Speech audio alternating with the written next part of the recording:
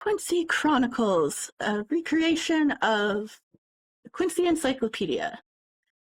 Today I plan on discussing the foolish recklessness of my son and his friends in storming the Varvelt. Varvelt, a German term meaning... Hey, you can... Ishin, what are you doing here, and why are you interrupting my broadcast? Kurosaki. I gotta show you my son's new look! He was so cute as a kid, but now our boy's become a man, Masaki! Well, if you want to compare whose son is cuter, my adorable boy Uryu Ishida far surpasses yours. Here he is in his modern-day uniform of the Quincy, also known as the Sternritter. That kind of looks like what you had when you were younger.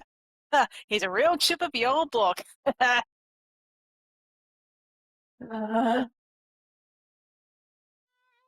Squeezing Uryu, squishy stress ball to not shoot Ishin Kurosaki full of arrows.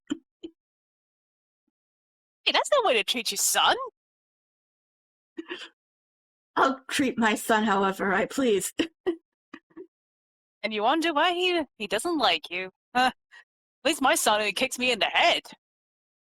Other Uryu. Keep squishing Uryu's.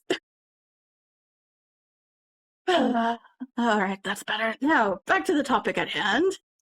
We are discussing the theatrical screenings of Bleach 1,000-Year Blood War Cour for the Calamity that my colleague here has not had the pleasure of seeing. Oh man!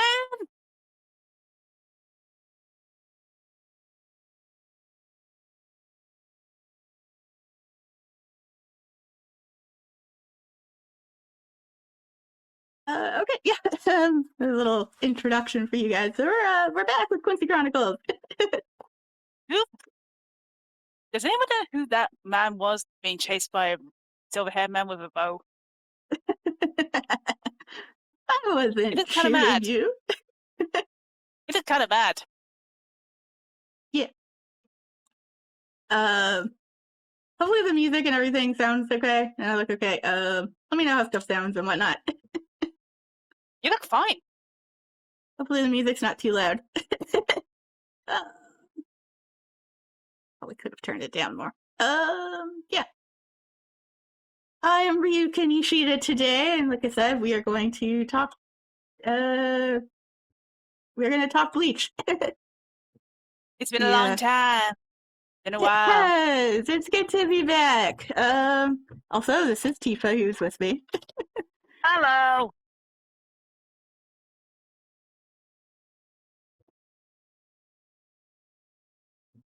It is good to be back. Bleach is back, guys. It's so Let's good. Go. Let's go. Bleach is back, and it's amazing. Little over a year since we last saw Call. Little over a year since Call 4.3 aired, but we're back in business regardless. Indeed. Indeed. We were doing some, like, talks about the older cours and older episodes and stuff, but, yeah. We stopped doing that after a while. There we go. At Stream Elements. Welcome to my channel. At Stream Elements. Said. Simon says, check out TipTipB for more that we do together. https://www.youtube.com/@tiffnrir09. Okay. @Tiffnrir09. Welcome to my channel. @Tiffnrir09. Said. Yeah, welcome in everybody. Stream Elements, go drunk. You're home. Yes.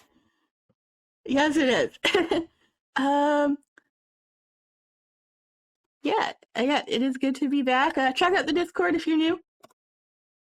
And we're going to get into some 1,000-Year Blood War talk.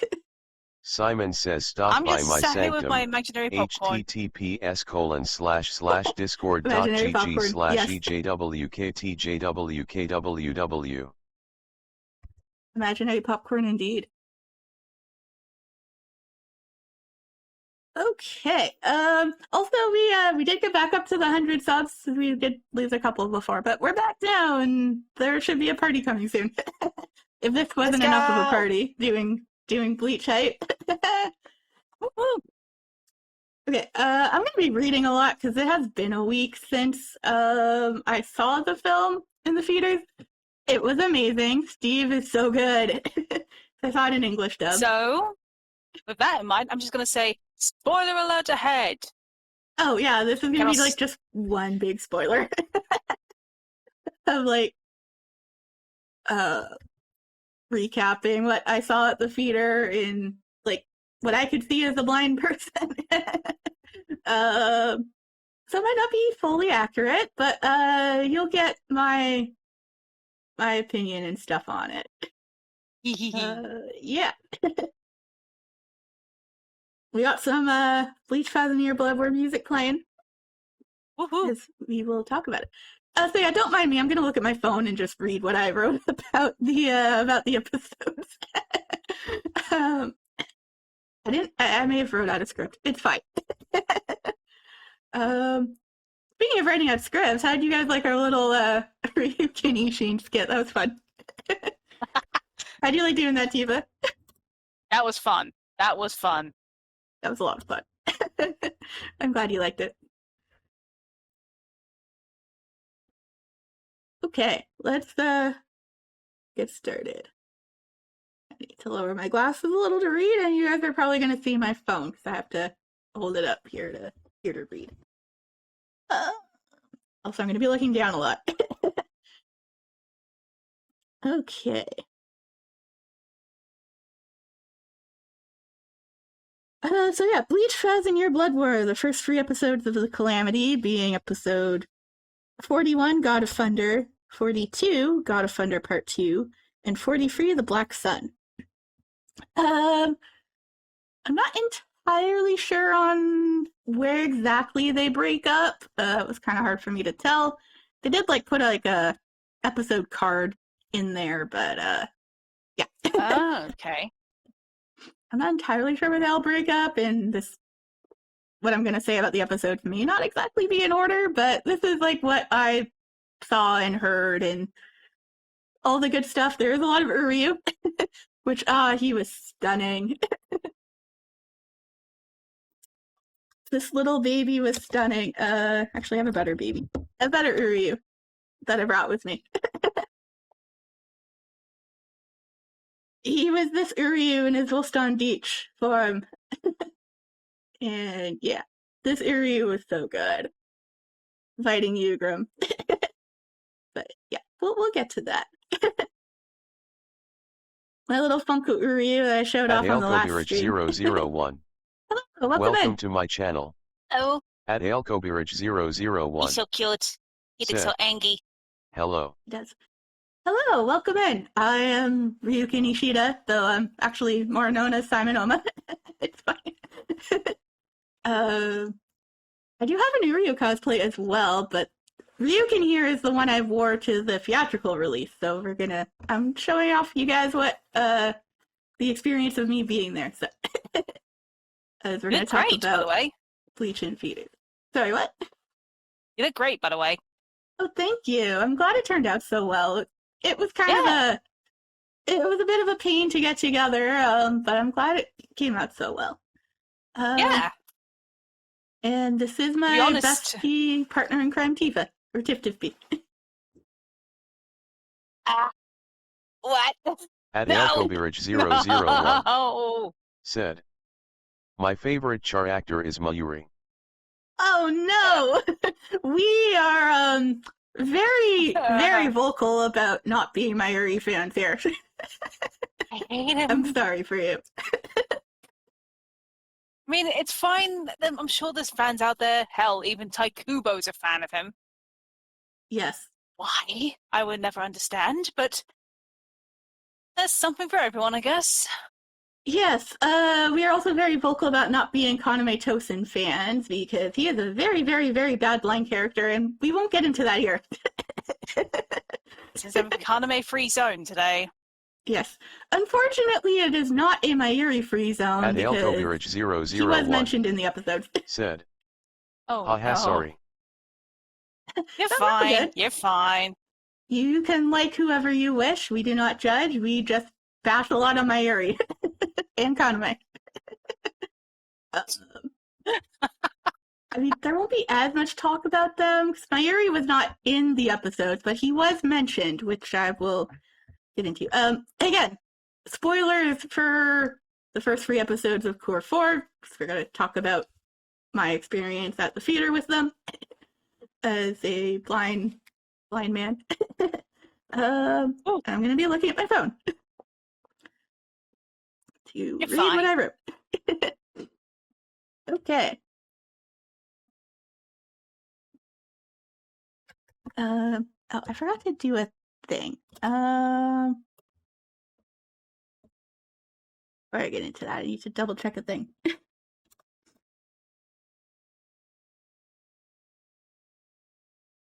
I'm sorry the stream is so late. I was very unprepared because, like, I've had a kind of forced... I had to kind of take a forced break last week, and I forgot to prepare everything, and it's kind of a mess. But we are here now after a week hiatus. I meant to do this, like, right after I saw the episodes, but I really crashed out, and then family stuff happened, and That's rough. It's been a week. There we go.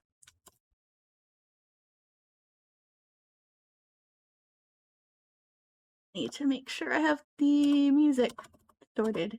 It's fine now. Okay. But yeah, welcome in. We do have little fun things you can play with in the chat if you click like exclamation mark hope, exclamation mark despair, or exclamation mark 8-ball and ask a question.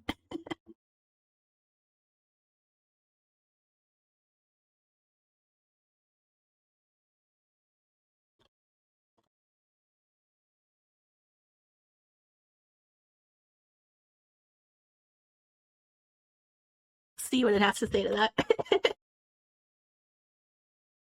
At Stream Elements said, at SimonOuma 727, the 8-ball says, without a doubt. That's oddly specific. Yep. Okay. Everyone is... I haven't seen what chat says, but hopefully you guys are good on spoilers because we are going to talk a lot of spoilers. Are you good, Tifa? Because you did not get to see it. I'm good. I'm good with spoilers. But you did see the trailer that we watched together, and yes, I did. Some of this stuff was in the trailer. Yeah.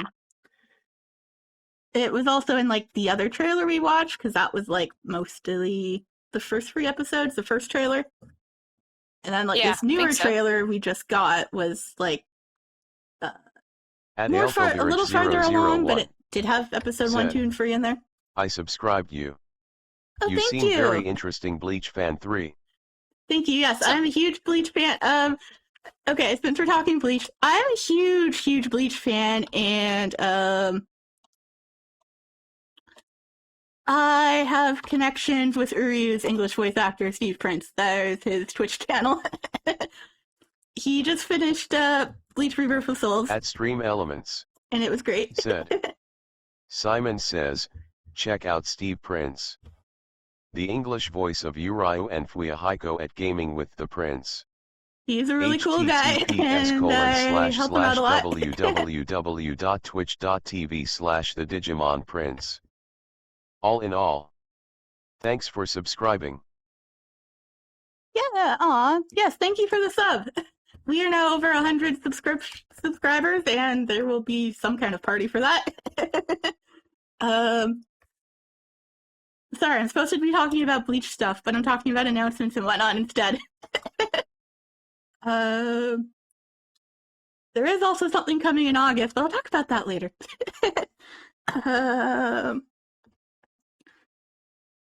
Alrighty, are we ready for hearing about the Cour 4 episodes? I'm ready. At Y'all ready? 001 said, OMG, that's amazing. I will watch your other vids after this live. Oh, thank you. I did also interview Steve Prince about Bleach and Yuri last year, like after Cour 3 wrapped up. And oh, that was a good time. Which you can find here on the channel. Simon wasn't starstruck about that at all. Yeah, and that was before I started working for him. At Elkobirich001 said, yes, please. Yes, please. Okay, yeah. We'll get into stuff. We can talk about Steve later. But Tifa, if you want to drop his YouTube link, you could probably do that as well. Yep. Okay. Or maybe I can do it if I at him. Let's see, does adding work? Give me a moment. Yeah. If you can find the YouTube link for me, please. That's where I am posting thoughts I for am him. subscribed, so I should not take me too long.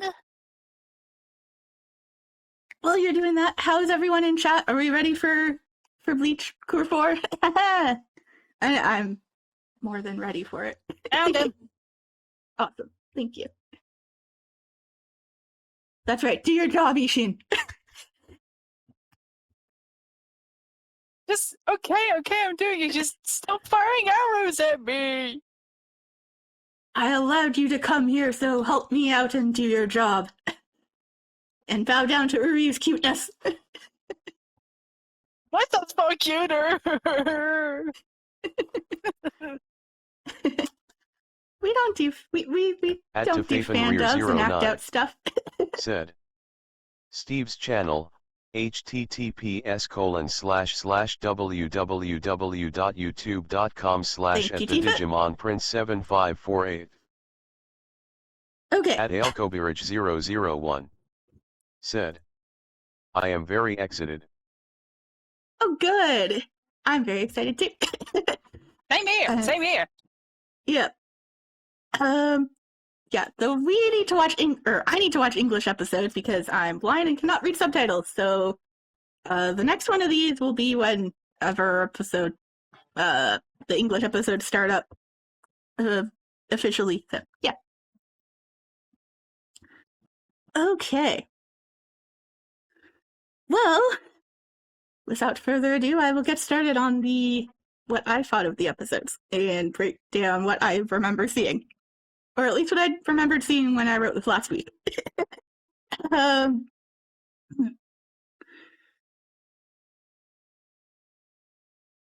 Right, so it starts off with Yuhabaha awake with the almighty power.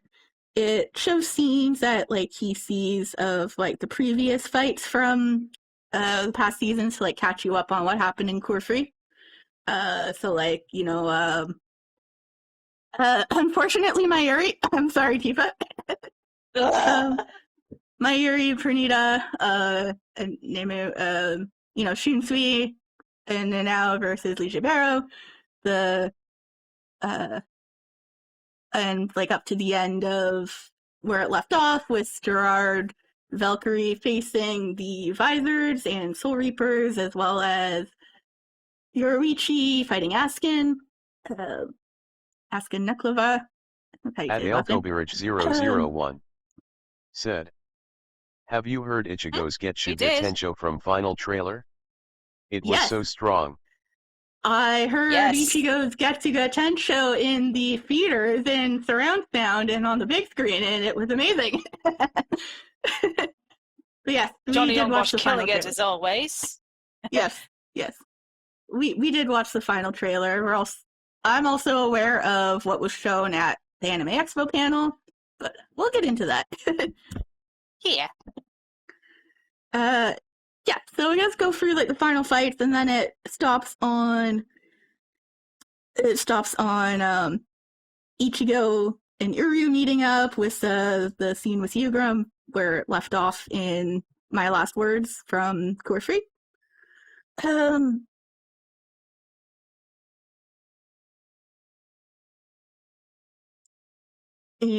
it gave like a good like recap of that scene. So it was like the part where it like kind of redid a bit of the part of your favorite part, Tifa, where it's like beat some sense into her. If it still doesn't make sense, you're gonna beat sense into him. You're gonna hit me either way. What is wrong with you? Yeah, so he's like from the part from cour, he was like, you've noticed it too, Ichigo, that he has Yuhabaha's eyes. Better like we better you better hurry up to the Varvelt, up the upper level before Yuhabaha wakes up. And Hushvalt discovers what I'm doing, and Yugrim appears. He's like, when did I like that whole scene, when did you think I like found out and stuff? And of course Uryu telling Ichigo to go off and that these won't be my last words. So yeah, I got to hear that scene in surround sound and see it on the big screen. It was so good. I'm just picturing you being that one Meryl Streep gif going there, yes, pointing towards it. I mean, I wasn't quietly saying those lines because we've done them so many times. I wasn't doing that. 001 said, may I ask, where are you from, guys? I am from Georgia, Caucasus, Europe. Oh, okay. Tifa is in Europe. At Elkobirich I'm technically from the UK. Said, sorry for interrupting. You're all good. Yeah. Tifa is in the UK. She is our British lady friend and sighted friend who helps me. And also dedicated my Yuri hater. I just hate him. Don't mind me. I'm just bitter about him. Don't mind me. I, on the other hand, am Canadian and live in the bitter cold north. It's very, though right now it's very, very hot here. I have my overhead light on with the fan going instead of opening up the window for sunlight like I have been doing for these. So it's very hot in cosplay, so I needed the fan and not as bright light today. It's so stupidly hot here too. Yeah. Had a couple of heat waves here. We are getting one. Yeah. Rest in peace is us. Yes, I'm starting to get one. It's not been great. Oh, yesterday was so hot when I went to see a musical. Oh boy, that was hot. At It's an open stage. 001 very hot. Said, haha, I am in enemy territory, haha, I am kind Mayuri fan, aha. Yes, we will have to fight you. Where did I put that thing? At Elkobirich 001 said, you look great with that costume. Thank you. I am Ryuka Nishida today. I do have a new Ryu cosplay, but At Elkobirich 001 said, top notch. Thank you. As for the Mayuri, I will summon my Quincy bow with my Quincy cross at you. Not sure how well the Quincy cross shows. At Elkobirich 001 said, it's pretty chill here. Very cool. That's good that it's cool for you. So yeah, thanks for joining. We do a lot of Bleach streams here. We also do fan dubs of Bleach Brave Souls that I do videos on as well. Those are on Tifa's channel though, the fan dubs. Also played Bleach Rebirth of Souls that I have going and need to put more videos out for that. But yeah, we do a lot of Bleach content here. Oh, you can also join the Discord where we talk about Bleach a lot too, and I give like Bleach updates and stuff. At Stream Elements said, Simon says stop by my sanctum, https://discord.gg/ejwktjwkww. Oh, yay, I see a new sub. Woo! Right. Okay, so yeah, they go through that final scene from My Last Words. And as Ichigo is running away, and Uryu, they go through like the scene of Ryugram saying Uryu is full of hope, and Uryu being like, At Alkobirich001 said, I will join. oh, thank you. But yeah, Uryu being like, if you didn't foresee me being full of hope, when you have that power, there's nothing almighty about it. Stick bird! But they extend the scene a bit with Uryu thinking about some of Uryu's, like, thoughts of Uryu in his head, and him, like, analyzing Yugram and stuff. So they give us a couple new lines and extend that scene a little bit. Yay! Yeah. So that was really cool. And again, I wasn't saying those lines.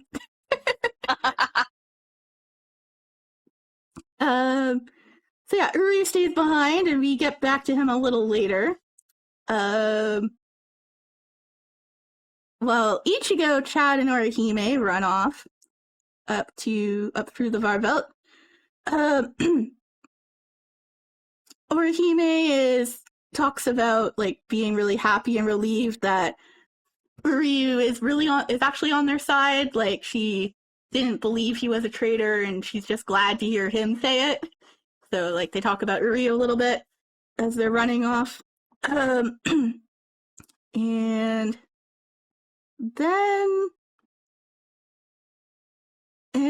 then Chai gets separated from them. I'm not entirely sure how that happened. Maybe like a cave-in or something.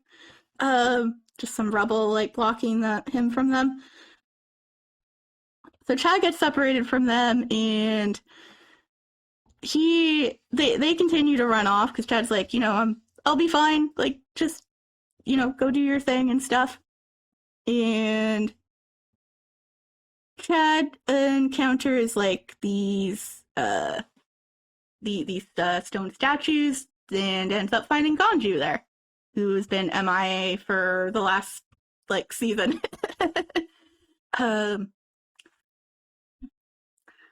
So Chad starts trying to like move these statues and telling Ganju that Ichigo needs to go on ahead. We'll carve a path for him to get out because Ichigo is just like focused on moving forward, but we need to be here to clear a path for him when he's ready. But yeah, Chad being a good boy, he gets some good lines there.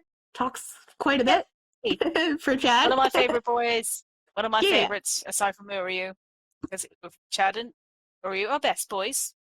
Yes, indeed. Karakura team. Yeah.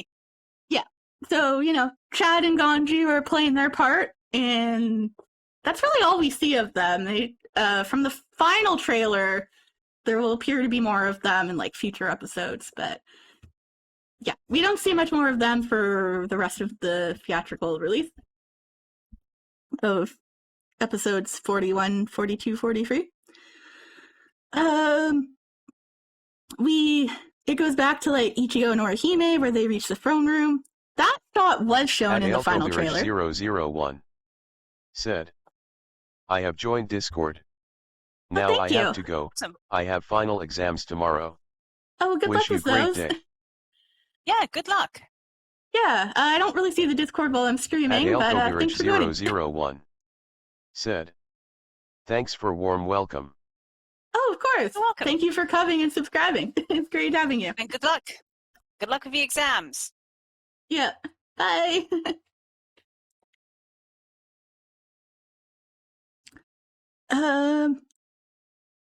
Yeah, so Ichigo and Orihime reach the throne room. Which was shown in the final trailer. Ichigo putting his hand on like the door, and he asks if Orihime can feel it, the spiritual pressure inside. she says that she can, and Ichigo tells Orihime that he's on the defense to watch his back as he fights Yuhabaha. And, she's happy to be the one protecting him for once. It does come back to that a little later, too. But, yeah, it shifts outside to Askin, where he has defeated Yoruichi. She's really, really beaten and battered and kind of just barely hanging in there. Not my Yoruichi! Yeah, Yoruichi's pretty bad.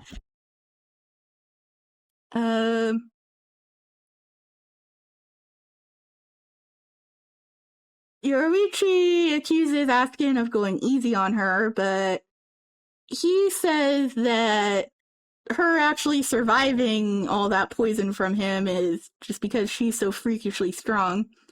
And any other, normal person would have just died from all the poison. She's Yoruichi, bitch. She is. She is, yeah, but he confirms he did not give her special treatment like she was accusing him of. Because, Askin is a equal opportunity murderer,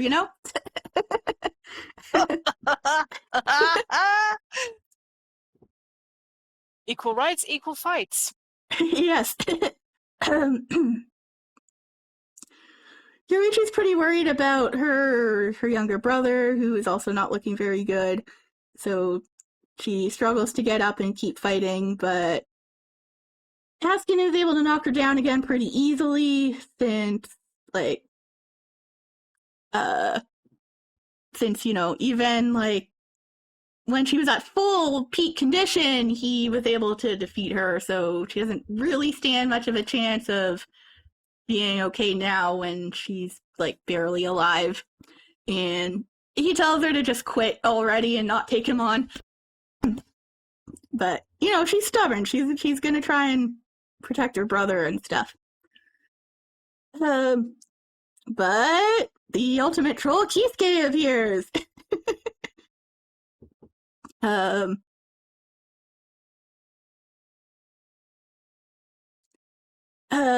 Yeah, Askin Kisuke talk for a bit, Askin going over being oh yeah, I know all about you. You're very you have all your tricks and stuff, and I'm ready for whatever you'll throw at me as one of the 5 special threats. I am going over the 5 special threats that Yuhabaha has outlined for them, being Ichigo Kurosaki due to his unique powers, Kenpachi Zaraki from his freakish strengths, Ichibei due to the wisdom that he had, Aizen for his insane spiritual pressure, and of course, lastly, Kisuke Urahara for his trickery. Being the 5 special threats. Wow, putting him as the last. That's a fatal mistake, don't you think? I mean, surprisingly, Askin did not say fatal that much in the episode. He did say it a couple times, but not as much as he usually does. I was just going to say, take a shot every time he says fatal. Or fatal mistake. I didn't have refreshments with me at the theater because I was being careful with my costume. But yes. Fair. Yes, that. So yeah, Askin is intent not to underestimate Kisuke with all his trickery, but Kisuke is able to run away and escape with Yoruichi, jabbing a very suspicious needle into her.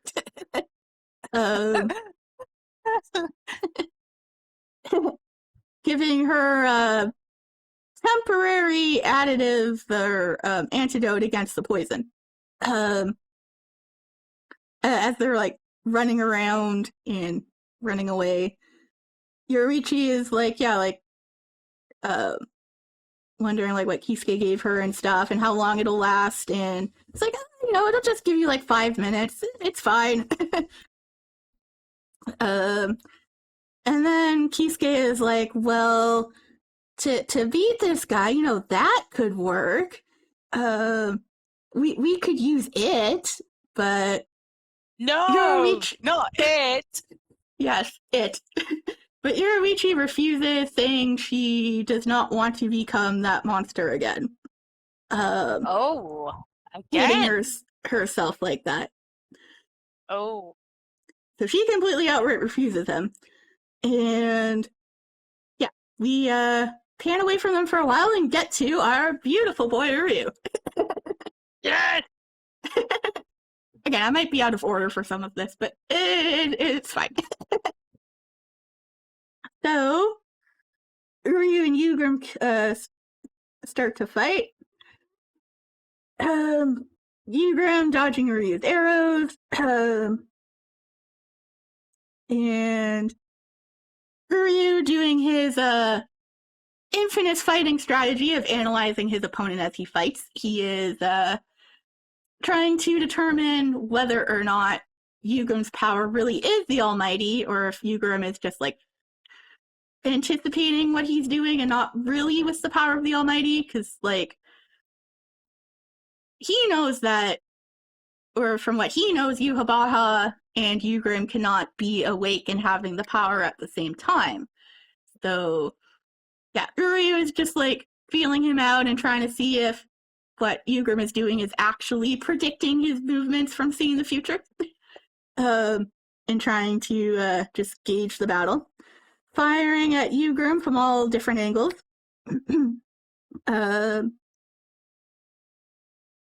But yeah, Uryu does come to the conclusion that Yugrim does indeed have the Almighty, and he might be in a little bit of trouble. He sees something in the sky. I couldn't really tell what it was. I think it was like darkness or the world falling apart or something like to that effect. And Uryu asks Yugrim what it is. Yugrim says that it is His Majesty's wish. And Uryu wonders what that could mean. Yugrim explains that His Majesty wishes to destroy the free worlds and rebuild them as his Welt. Yugrim says that Uryu had a good strategy to stay behind and send his friends off to fight His Majesty. Thinking that they could succeed with Yhwach not having the power of the Almighty, and that it was a good plan. But it was flawed from the beginning, as Yhwach is awake and has the power that he is sharing with Yugrim, who also has it. And they continue to fight. It's a damn good fight. Even though I could barely see it. Like I could see like the blue of Uryu's arrows and his energy and stuff. Yugrim was much harder because he was pretty dark. More on that later. Or if you've seen the final trailer, you know what I mean. So yeah, we go back to Orihime, and this scene I actually did not like because it felt very like it felt pretty kind of forced in there, and it was just like, what the hell are you guys doing here? Like going away from the action, like what the hell is this? What's happening? Because what they do is that it just throws you into being at Karakura High with Orihime and Tatsuki meeting up with each other. It's like, okay, like, what? What's happening? Okay. Tatsuki is looking at flowers that remind her of Ichigo, and Orihime is thinking that the flowers look that they're red flowers. They kind of look like Ichigo to her, and Orihime Tatsuki points out some more like orangey flowers and be like, oh, those look more like Ichigo, don't you think? But Orihime still likes the red ones, and she she thinks about how like the color is like Ichigo's heart, and then she's like reflecting on it and how happy she is that she can finally be the one defending Ichigo, and that all of her training and hard work has paid off in him finally relying on her for once to back him up. Which that part is fine when they go back to like the present and they're in front of the door, but the flashback is very weird and out of place. I did not really care for it. Fair enough. So yeah, they're in front of the door and they open it to find Yuhabaha waiting for them, like has been shown in the final trailer. Yeah, he's awake and he's been waiting and ready, and yeah. Yuhabaha greets his son, born in darkness, and wonders which direction the attacks will come at him, from the left or from the right. As he is fully enveloped the Soul King at this point, and with the full power of the Almighty, being able to see what will happen.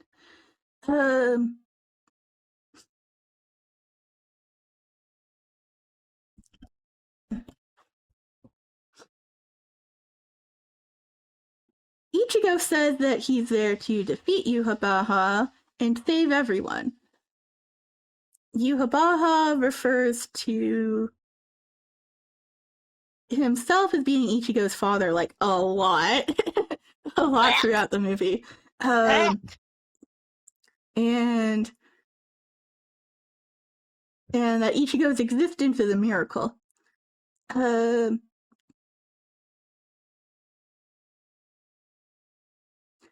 Ichigo gets pretty mad about Yuhabaha ignoring that calling himself his dad, and he's like, yeah, I have a dad, referring to Yishin.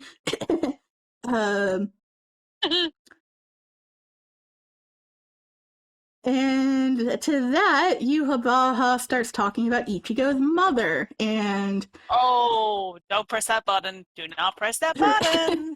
Oh, she pressed that button. That she served her purpose in existing so that Ichigo could be born. And you do not say that to Ichigo. You do not. Yeah. That she was there for Ichigo to be born, and that returning to him when her purpose was done, that she should be honored to have existed to serve her purpose. Ichigo was pissed. Oh, God. Imagine if he said that shit to Uryu. Mm-hmm. Yeah, Uryu was not there, but yes. Yeah. Imagine if he said something like, your mother was merely fodder for my power. She should be grateful she was allowed to live as long as she did. Yes. So yeah, Ichigo very understandably got super pissed, and Fru gets the good tencho at him. Okay, rule number 1 in Bleach, you don't press the dead mama button. You just don't. You don't press the dead relative button. Period. Yep. So yeah, back to Uryu. He is still fighting with Yugrim. Yugrim drawing his sword, talking about his duty to carry out His Majesty's wish, and to get rid of traitors like Uryu. Uryu realizes he's in trouble with Yugrim's power and activates his Volstandich and bringing out his beautiful wings. Yes! The pretty wings. And of course, fighting ensues. Uryu's beautiful, like, feathers with their sound, his bow sound. I love his bow sound, and just the sound design for Uryu. Yeah. The sound design for Uryu is just so good, and it helps me knowing when he's on screen. Speaking of Uryu. Yes, these wings. These beautiful wings. Yay! He brings out the big guns. Firing his arrows and stuff. Uryu then Yeah, Ryu's got his, like, attitude back, and Steve is just, like, killing these lines. It's so good. Yes. Here. Yeah, because, Ryu being back on the good, on his friend's side and able to be himself again, he just, like, throws, like, such a lippy quip at Yugram. He's like, well then, Grandmaster. My path is clear to me that my to-do list has got a lot longer. Ooh. And I know what I must do. Yes, bitch, yes. Firstly, I must defeat you to overcome the power of the Almighty. Knowing that he needs to take Yugram out and the Almighty out to reach his goals. And secondly, I have to protect the free worlds. And, as Ichigo would say, and then pan back to what Ichigo is doing. And Ichigo saying what Ryu believes that he would say. It's very well done, just how they parallel the two, like old times, just fighting together. And oh, they are so in sync. It's so amazing. Was that one line from Rebirth of Souls? It's kill, we kill, and fighting alone is tough. Yep, basically that. And oh, they're so in sync. It's so good. Steve and Johnny are just killing it. We are back. Bleach is back, baby. It's so good. We're back, bitches. And this is only like the first episode or two. We got like way more to cover. What? Episode 1? We have so much to cover. It might be episode 2. Oh, I'm a little iffy on where they split, but yeah. Episode 1 was like so long. I think it was like probably a double episode. Yeah. Gosh. No, episode 1, it was like so long. Like I'm sitting there, I'm like, okay, this is amazing. Man, it's probably gonna end soon, isn't it? And then it's like, no, next episode. I'm like, what? That's only the first episode. There's still more. Yay! Anyway, yeah. Oh yeah, so good.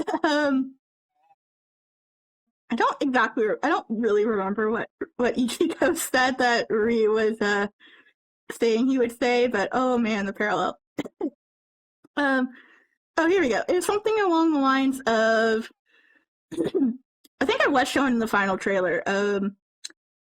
I'm going to protect everyone who's counting on me and defeat you. It was something like that. And of course, and then he uses Getsuga Jujisho. Ooh, Getsuga Jujisho. Yeah. Now, I could not see a lot of the fights, like I said, like both Ryu and Yugurm and Ichigo and Yuhabaha and Orihime. So like what I'm gonna describe is probably off because I couldn't really see it, and these are just my impressions. But the lighting was a very good indicator of like what it was switching between, and what they were doing, because like Ryu and Yugurm, it's like all like the blue and like the blue and black, and Ryu's sounds and powers. With Ichigo's fight with Yuhabaha, it's a very like red color scheme in the throne room, which is helps me like determine what's what. To be honest, that's kind of the same colors they've been using for Uryu and Ichigo for the last few promos. Ichigo's usually with red, Uryu usually being with blue. Yes, so the difference in colors is also a good help for me. Fair enough. Yeah, so yeah, Yuhabaha like knocks Ichigo down, getting hit pretty badly for Orihime to heal him. The scene was in the final trailer, so you probably did see it. Gotcha. Orihime using her rejection powers to stand up to Yuhabaha, but he claims to have the same power as Ichigo in that his attacks will not be rejected because his connection to Ichigo or Hime is like subconsciously allowing him to get through and not rejecting him. And he seems to get Orihime down a bit as well. So they're left for a bit. At Kaito no Limitopical. And over to Welcome Yoriki. to my channel. Oh, hi, welcome back. At Kaito no Limitopical. Or welcome in. Said. Hello. Ayo since when Quincy become YouTuber. Hello, welcome in. At Kaito no Limitopical. When I started doing Quincy Chronicles. And pink waving. Thank you. Yes, I am a Quincy YouTuber. Dressed as Ryukin today. I do also have Uryu, but we're doing Ryukin today. Speaking of having Uryus, this is courtesy of one of our friends, Mel Lizard. Probably not watching, but Mel Lizard is amazing. And sent me Uryu plushies. She rocks. She rocks. She is a rock star, yeah. This is my adorable son. Bow down to his cuteness. True. My son surpasses yours, Yishin. Enough out of you.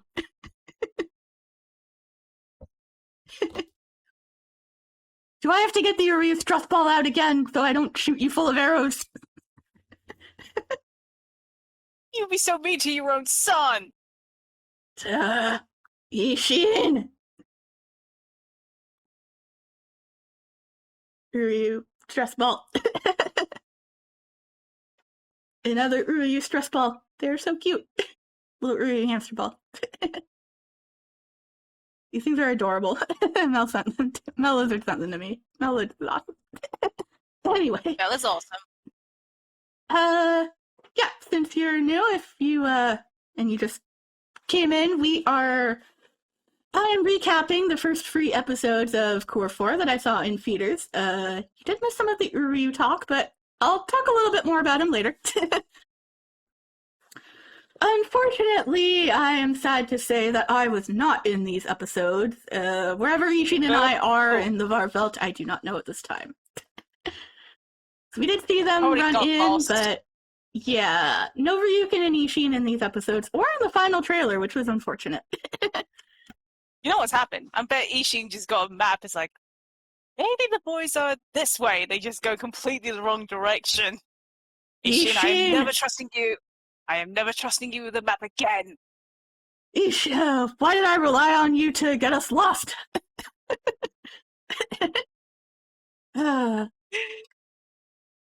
To be fair, my father's map wouldn't have been much better. The map of Soken Ishida. That probably was worse. But yeah, welcome in. I'm SimonOuma, and I'm cosplaying as Ryukin today, which I wore at the movie, which is why I'm showing it to you guys here now, so you can have the experience of me cosplaying it at the theater. It's a very cool costume, I must admit. Thank you. I'm glad you like it. It was quite the time to put together, I'll admit. Also, this is Tiff B, my partner in crime and co-streamer. Hi. Check out Tifa. We do Bleach fan dubs over there on Tifa's channel. We sometimes stream them here on my channel. Yeah. And you can also check out the Discord if you would like. At Stream Elements. Said. Simon says, check out TipTipB for more that we do together. https://www.youtube.com/@tiffnrir09. At Stream Elements. Said. Simon says stop by my sanctum, https://discord.gg/ejwktjwkww. Yeah, I'm glad the cosplay came out well and you guys like it. The Ryukin pair is a little hard to see through, that would be fair. It's fine. But yes, I was dressed like this while I saw the first 3 episodes of Cour 4, and oh, they were so good. We will talk more about Uryu and Steve later, but go check out Steve. He is amazing. Yes. He is awesome. Check out Steve Prince, Uryu's at English Stream voice Elements. actor. Said. Simon says, check out Steve Prince. the English voice of Urayu and Fuihiko at Gaming with the Prince. I have interviewed the man about Uryu, and that was a very good time. www.twitch.tv/theDigimonPrince. And I did cosplay Uryu while I interviewed him. So, yeah, that was a time. So if you haven't seen the first 3 episodes, we're going to continue with spoilers in my recap breakdown of what I experienced as a blind person at the theater.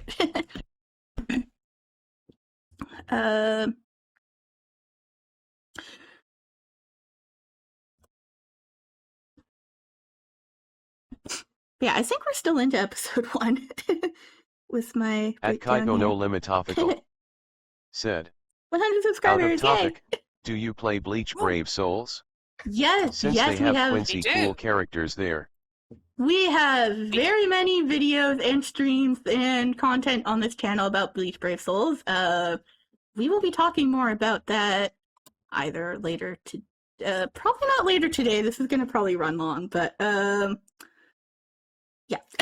I don't think we'll have time to talk Brave Souls today, unfortunately, but there will be some content for that coming soon and talking about my thoughts on predictions for 11th anniversary, and yeah, that may involve Uryu. But I'll get into that another time if we don't have time for it today.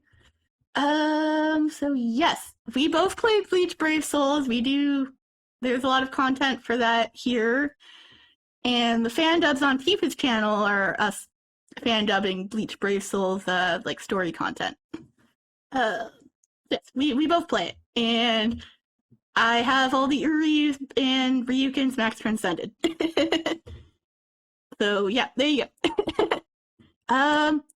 If you would like to let's see. I can probably find my ID really quick if you want to like friend us over there.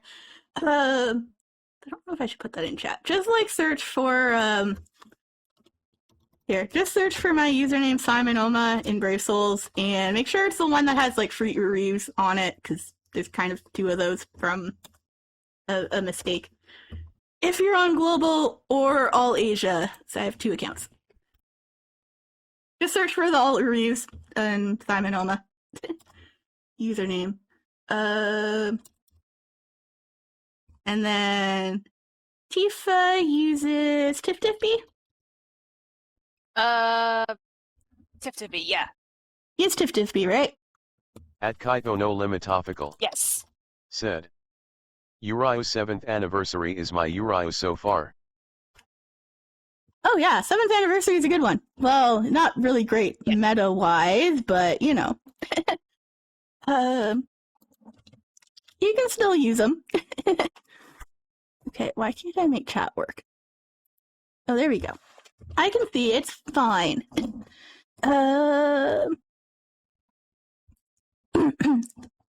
Yeah.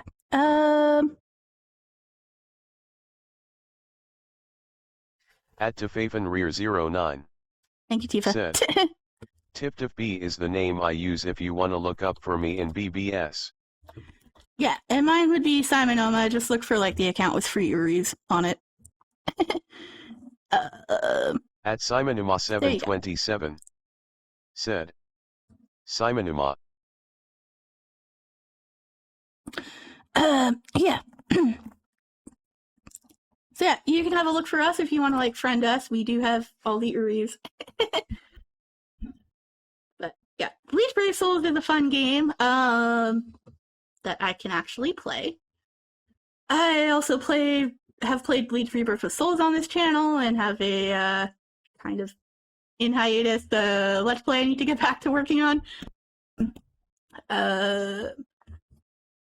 I don't play Soul Resonance, but Thousand Year Blood War Volston Deech Uryu is going to be coming to that soon, so I may try to check it out.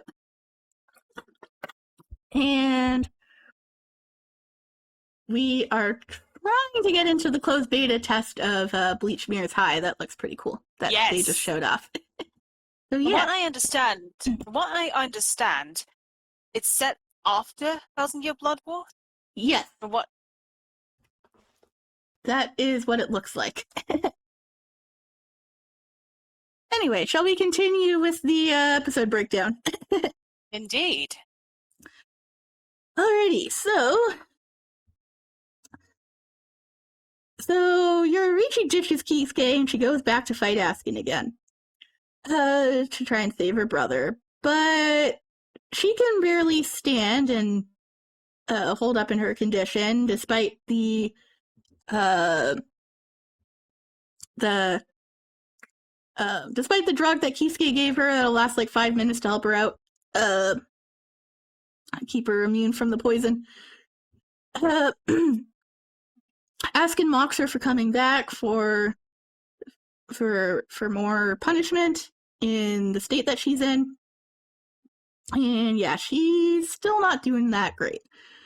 Kisuke comes back as well, and he has a certain book in his hands that he reads from to force the transformation on Yoriichi into her beast lightning cat god form. Don't ask me what that is called. I don't remember the long Japanese name. But yeah, that is quite the transformation. Lightning all over her body. And she's very feral. Like, Askin is like demanding to know what the form is called. That getting very mad that she doesn't answer him. And Kisuke finally tells him what it's called.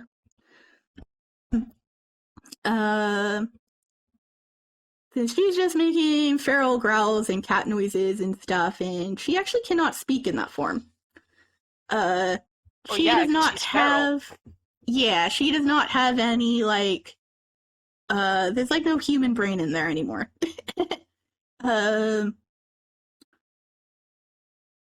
Kisuke explains it, Askin realizing that, Yoriichi can't understand him, and Yoriichi's able to actually hit him, despite his death-dealing powers, making himself immune to Yoriichi's spiritual pressure before, but now she's able to hit him, and he's like, what? Like, how is that happening? How can she, like, hit me with her feral cat form, thunder, lightning powers? Kisuke explains that Yoriichi's reishi is now as temperamental as her moods. And yeah, you know, moody cat. And changes and changes 46 times a second.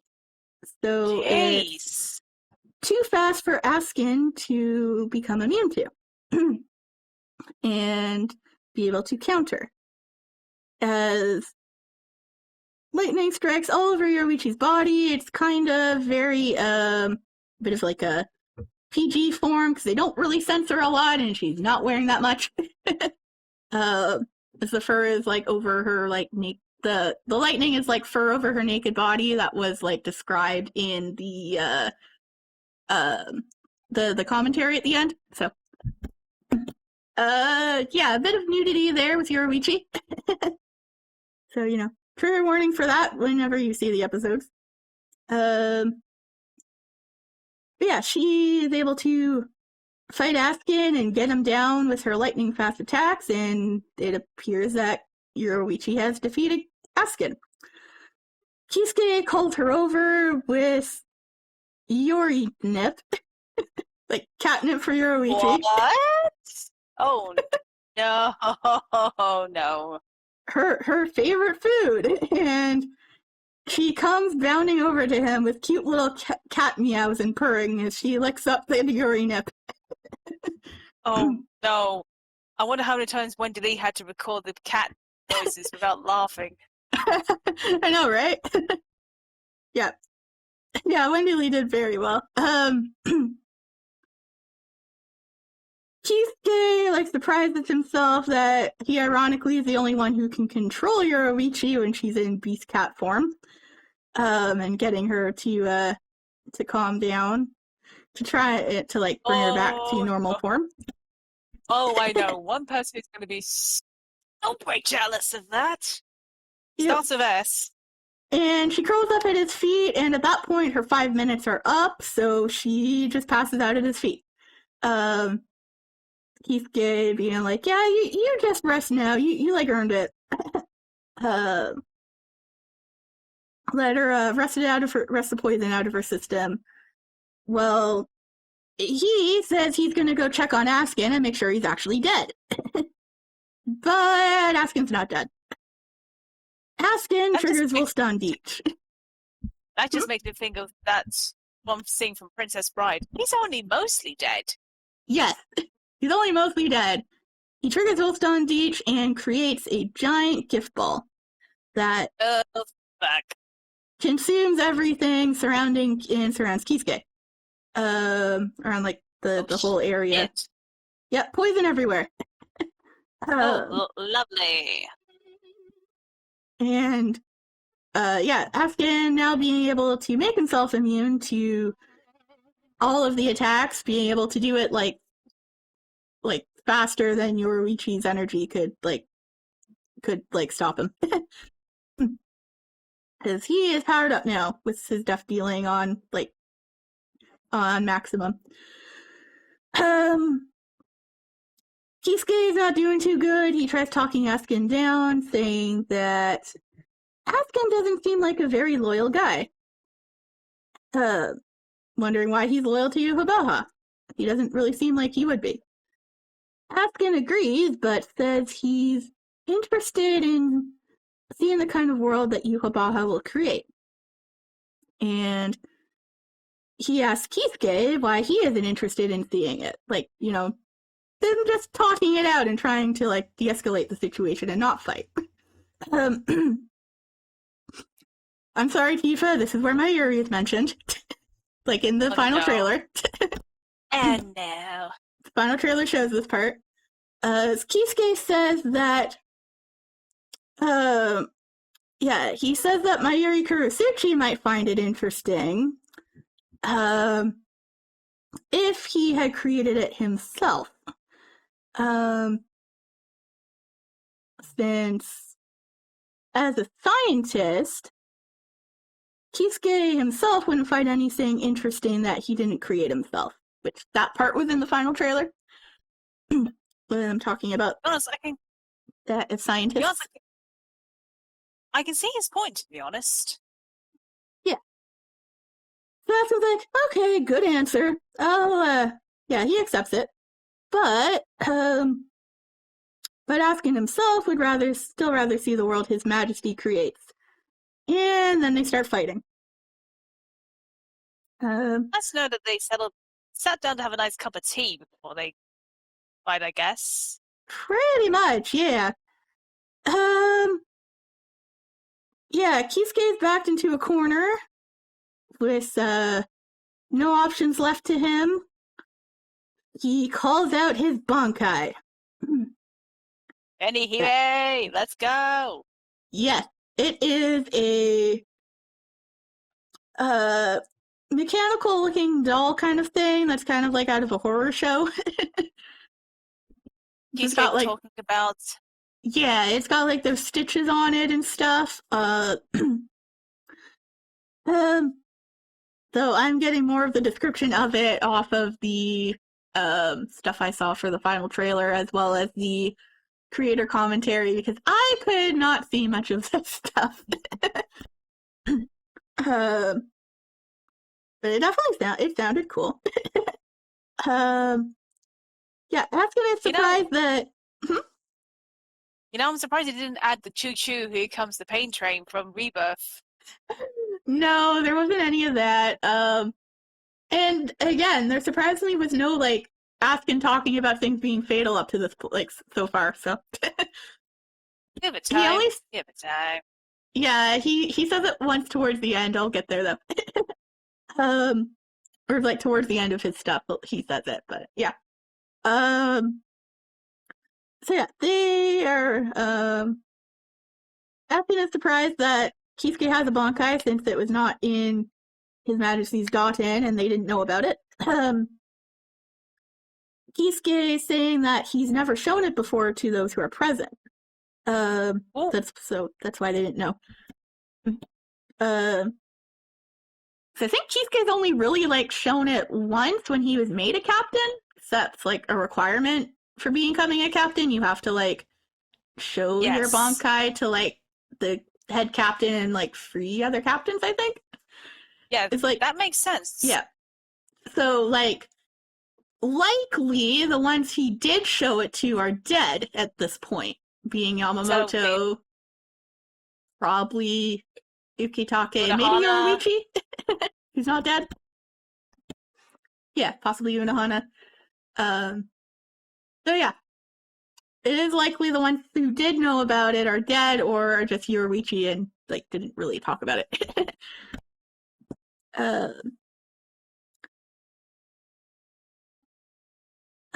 Yeah, Askin asked if Kisuke will explain what his Bankai does, and Kisuke's just like, nope.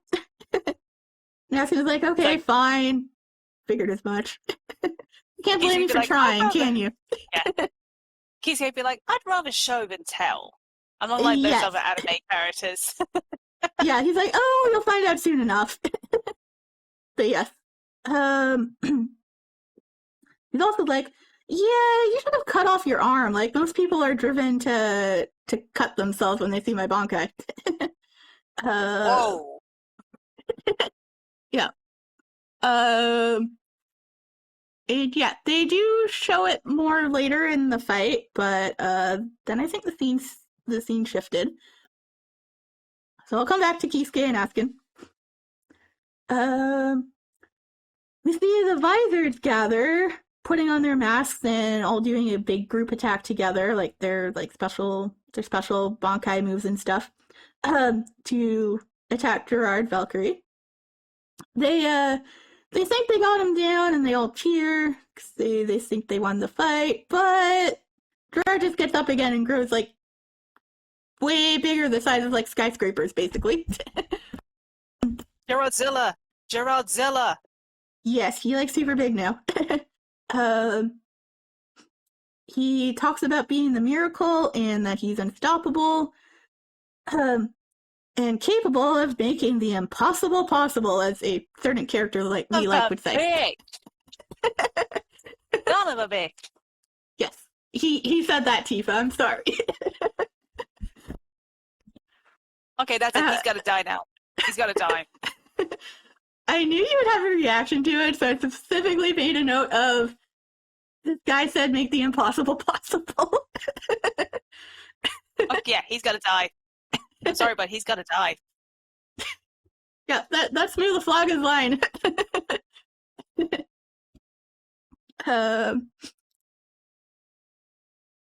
Yeah, so he just takes out the visor. They're not really a threat to him.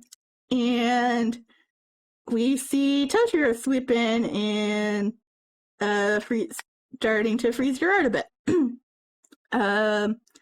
So Gerard breaks free from the ice, and Toshiro's like what the hell? Like, how is this guy like okay and growing bigger and stuff? So Byakuya explains the situation to Toshiro, who is late to the party. Because Byakuya's been there the whole time. Yeah, because Toshiro was kind of preoccupied. Because that happened to him. Thanks, Giselle. Yeah, thanks, Mayuri, Giselle. You know, we're not going to discuss that part. No, let's not. Toshiro comments on being short in stature compared to Gerard. Byakuya gives him a look, and Toshiro is like snaps at him, saying like, "Byakuya, you better not say that."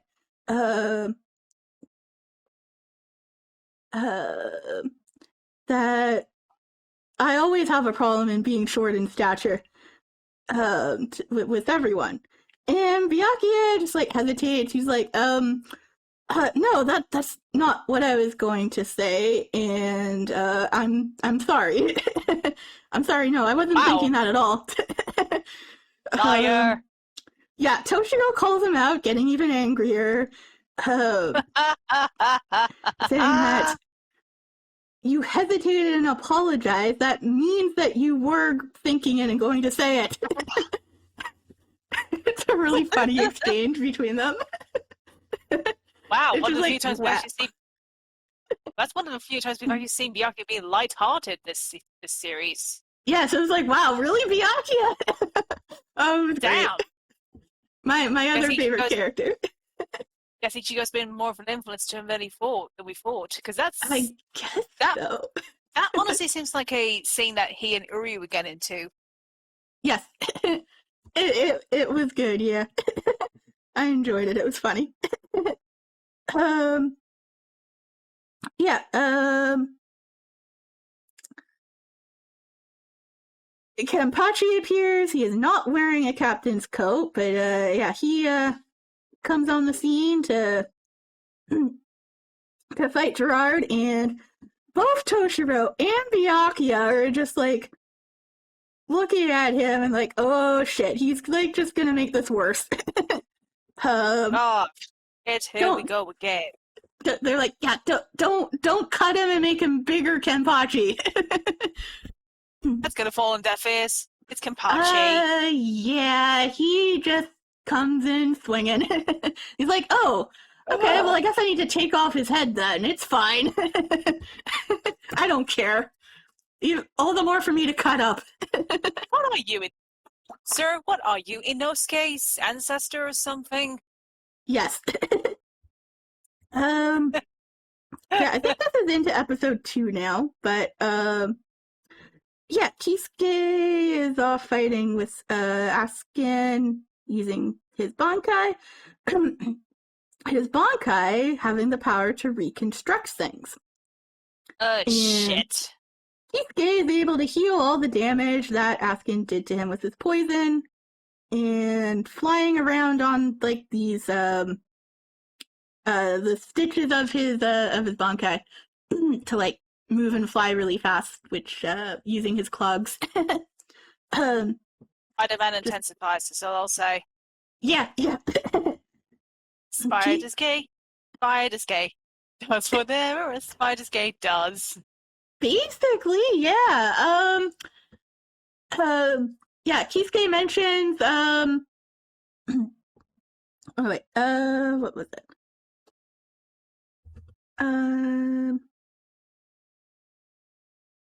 Yeah, Kisuke is able to heal damage to his eyesight from the poison that apparently Askin had like took out Kisuke's eyes at like the start of the fight, but that was a newsflash to me because Kisuke did not appear to be fighting like he had been blinded the whole time.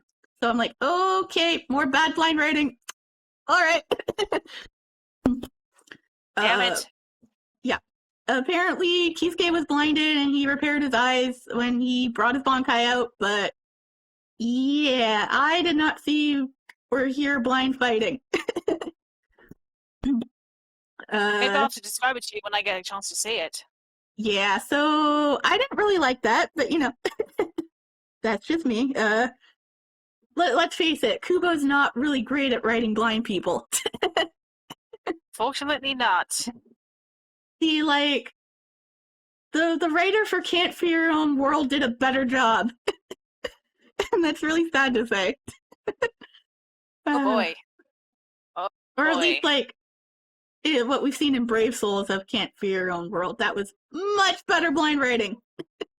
Like, yeah, by far. Anyway, I won't rant too much.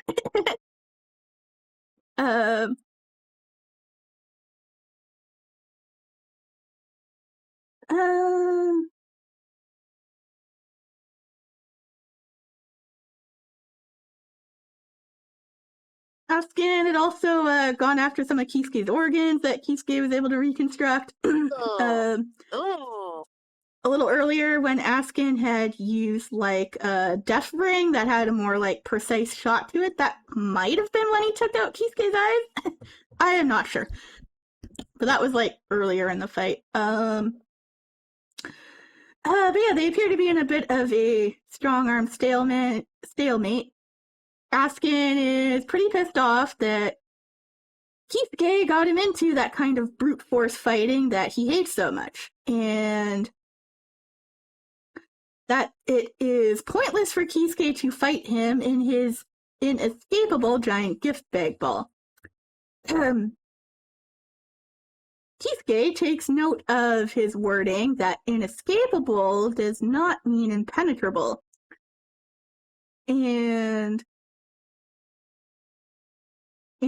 that he figures out that someone could burst inside there from the outside. And then Grimjow incoming, bursting in there and stabbing Askin. Ah! Here we go. Taking out Askin for good. Grimjow be like, surprise, motherfucker!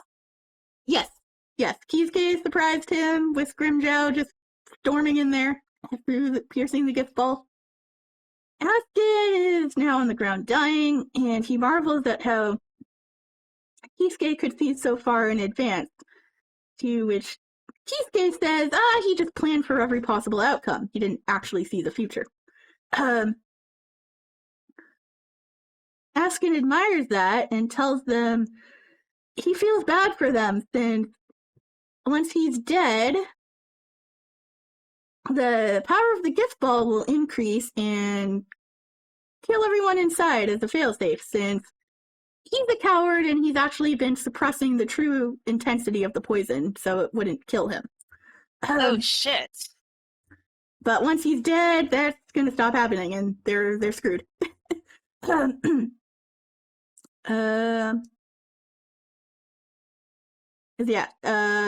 dose will be extremely high once he's gone.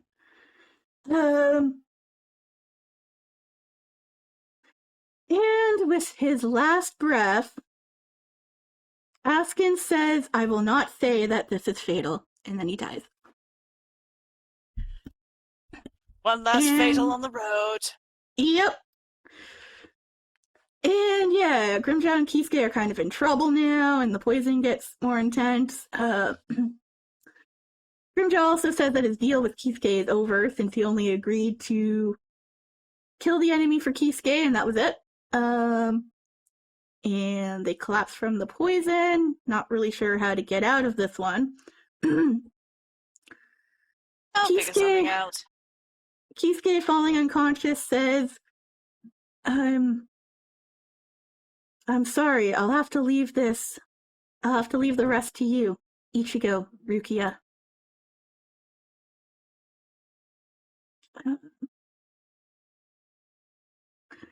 And yeah, then he passes out too. And there's a small scene shift there to what I think is adult Nelio, who is watching from below. Sees the aura of the giant gift ball that they're trapped in, and being surprised that one of the outcomes that Kisuke had premeditatedly planned for was correct. So he also wishes that Ichigo was there to help her out and help them out with her, but since he's not, she'll have to go and do it herself, and it seems like she's gonna be going to rescue Kisuke and Grimjow in a later part, but that's really all we see. And that would be the end of Kisuke and Kisuke's part in the episodes. Back over with Kenpachi, he is starting to hack away at Gerard, having fun as usual. Of course. He's actually pretty surprised he can't cut through Gerard's iron skin, but he does knock Gerard over. That giant, like, tons of a creature knocks him down. Gerard is also impressed that Kenny even has the strength to knock him over in the first place. Well, Toshiro is like just shouting at Kenpachi that he needs to be careful and watch how he's knocking him down, because if Gerard falls down from that height of the royal palace above the Therate, he's gonna crush the Therate and it'll be no more. So he's like, yeah, stop it, Kenpachi, watch what you're doing.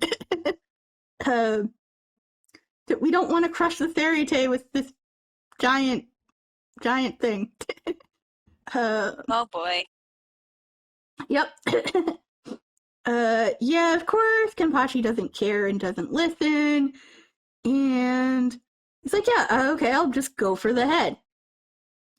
And then he says, drink, and I forget what his Zanpakuto's name is, but he brings Nozarashi? Yeah, drink I think Nozarashi. It's called Nozarashi. Yes.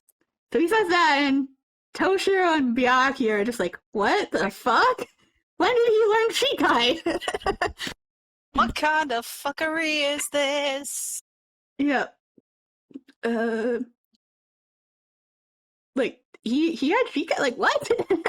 What is this? Byakuya is like, Byakuya is watching it, and he's like, reflects on how, like, they thought it was a constant release type Zanpakuto, like Ichigo's. He doesn't say like Ichigo, but it does seem like he's thinking about Ichigo when he thinks about this. And he's like, oh wait, the real truth was that there was no constant release Zanpakuto all along.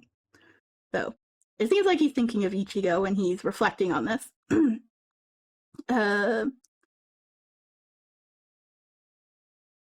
And then they too summon their Bankais, Zenbo Zakura Kageyoshi and Daigoro Yorimaru? Yeah, that one. So they summon their Bankais as well and join Kenpachi in the fight. And we leave them fighting Gerard. Which is into episode 3 with the stuff with them, with Kenpachi, Toshiro, and Byakuya there. Back over in the royal palace throne room, Yhwach is impressed that a mere human woman can stand there with him and Ichigo and, you know, not be overwhelmed by their spiritual pressure and stuff. Which this part is partially seen in the final trailer, what Orihime does here. Orihime gets up and boldly rejects all of Yhwach, standing and fighting against him. She glows. Yes, Orihime. Like, she just glows with her power, and it's like, yeah, it's a stunning scene. Like, she just powers up and unleashes this giant beam at Yhwach. Like, I reject you completely. Not taking his bullshit of his attacks getting through from him being like Ichigo now. So does this mean that Orihime activated seed mode? Yes, Leku's Klein activated feed mode. Yes, she did. That scene was pretty epic, honestly. They did the final trailer shows it a little bit. Like that, like the close-up shot on her eyes. That's like when she's doing that. It's pretty sick. She really said, "Come correct or get corrected." I guess she did, yeah. So she gets a good hit on him and gives Ichigo an opening to keep on fighting. Now that he's finished being healed by her, because she's been healing him while she's rejecting Yhwach. Yeah. Go Orihime. And then Yhwach starts mocking Ichigo again, asking if, did Ichibei tell you to protect the Soul King? And then he tells Ichigo what that truly meant and what Ichibei's plan actually was. That Ichibei Harusube wanted Ichigo to become the next Soul King. Are we surprised? I'm no, you're not. Never trusted Squad Zero. Yep. that Ichigo has been that he has had the intention of Ichigo being the next Soul King, like, all along, with Ichigo, and goes over Ichigo having, like, all 5 races in him: Soul Reaper, Human, Hollow, and Fullbringer, and Quincy. He asks Ichigo, "Why do you wear black?" Black is the color of the Soul King. And whoever controls the black. And the black is controlled by Ichide. So yeah, he's basically telling Ichigo the truth of, like, everything that Ichigo wasn't told about.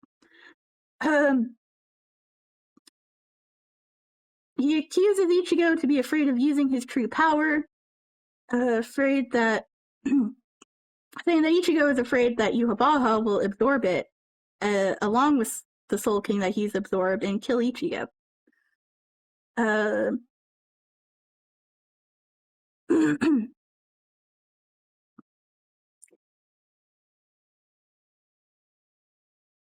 Ichigo allows himself to be hit, and then his sword starts to glow. Or Hime being like, "Oh, like, your sword's turning white." Ichigo's like, "Yeah, I was just waiting for someone to wake up." I wonder who that someone was. Yeah, by absorbing a little bit of Quincy power to get his attention. Which is where his sword probably starts to turn to Horn of Salvation, but they don't really show it that much here. Or at least I don't think they do. Because yeah, this is where the sword starts to turn white, with calling upon white power. Yhwach taunts Ichigo more, saying that if Ichigo kills him, he will destroy the free worlds. Since Yhwach has absorbed the Soul King's power, killing Yhwach with the Soul King means that the worlds will crumble and Ichigo will kill everyone. This bit is also in the final trailer. Ichigo, "So what?" Which catches Yhwach off guard. Ichigo's like, "Yeah, so what? I will protect everyone." He has to protect the world, even if there's no worlds to protect after. Yhwach would be like, Yhwach probably be like, "I did not expect that answer." No, that seemed to catch him off guard, but he did also appear to be having fun and smiling while fighting Ichigo. That very creepy smile you saw in the trailer. Oh God, I hate that smile. Yeah, that's in here. That smile is in these episodes. You've been warned. I hate it. Really hate it. Yes, back to our beautiful flying Quincy boy. Yay! Madeline! Yes, they continue to fight more. Again, I can't really describe the fights because I couldn't see them, but a lot of laser-like arrow beams getting flown everywhere, as well as three little feathers. At one point, he even gets some sort of D20 style shield around him, if I remember right from the trailer. That was new content. That wasn't in these episodes. Oh, right, okay. Yeah. I don't recall seeing that in the episodes. I could have missed it, but I think that part was new. Okay. As well as a certain shot of a bow and Yuri being bloody that was in the final trailer. I think that's later on as well for what will happen in the future. Why Ryukin is there. But we'll continue with this.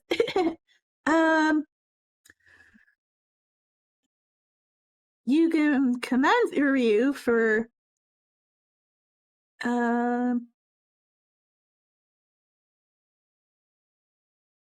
yes, here we go. Okay. So yeah, Uryu is fighting sorry, what were you gonna say?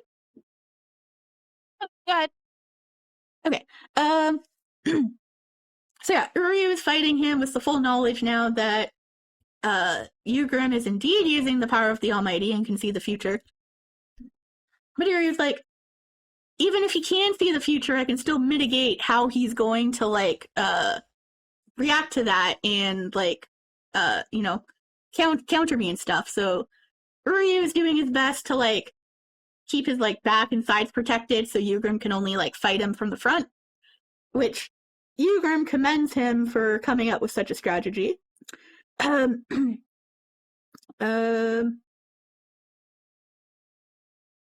is of the mindset that even though Ugrim can see the future can be changed, and Uryu still has a fighting chance against him.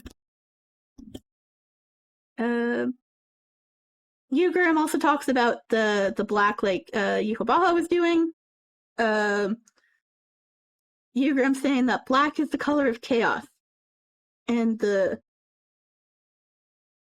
Soul King. Your fight was a contradiction from the start, and that all you can do now is despair. Not despair. Yes, the despair word. No. Ugrim is able to strike down Uryu with his sword, and Uryu gets pretty bloody, saying that yes, Yuhabaha has the power of the Soul King, and that killing him will bring about the demise of the free worlds. Uryu, like Ichigo, says, so what? Very much mirroring Ichigo's words, and I just love how they do that. And that very much caught Ugrim off guard that he said that. Uryu glowing with his Quincy powers and powering himself up.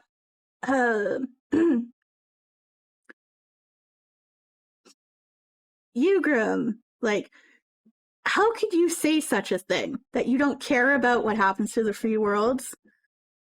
Do you have any idea what will happen when the Soul King's power is gone?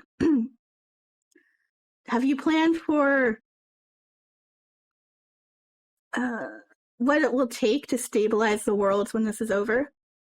Well, it seemed like something Ichigo would say.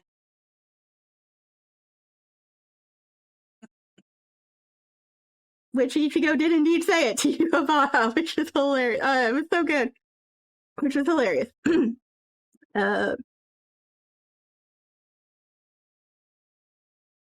And yeah, Uryu gets back up and powers himself up, and he's getting prepared to keep on fighting and go another round with Ugrim.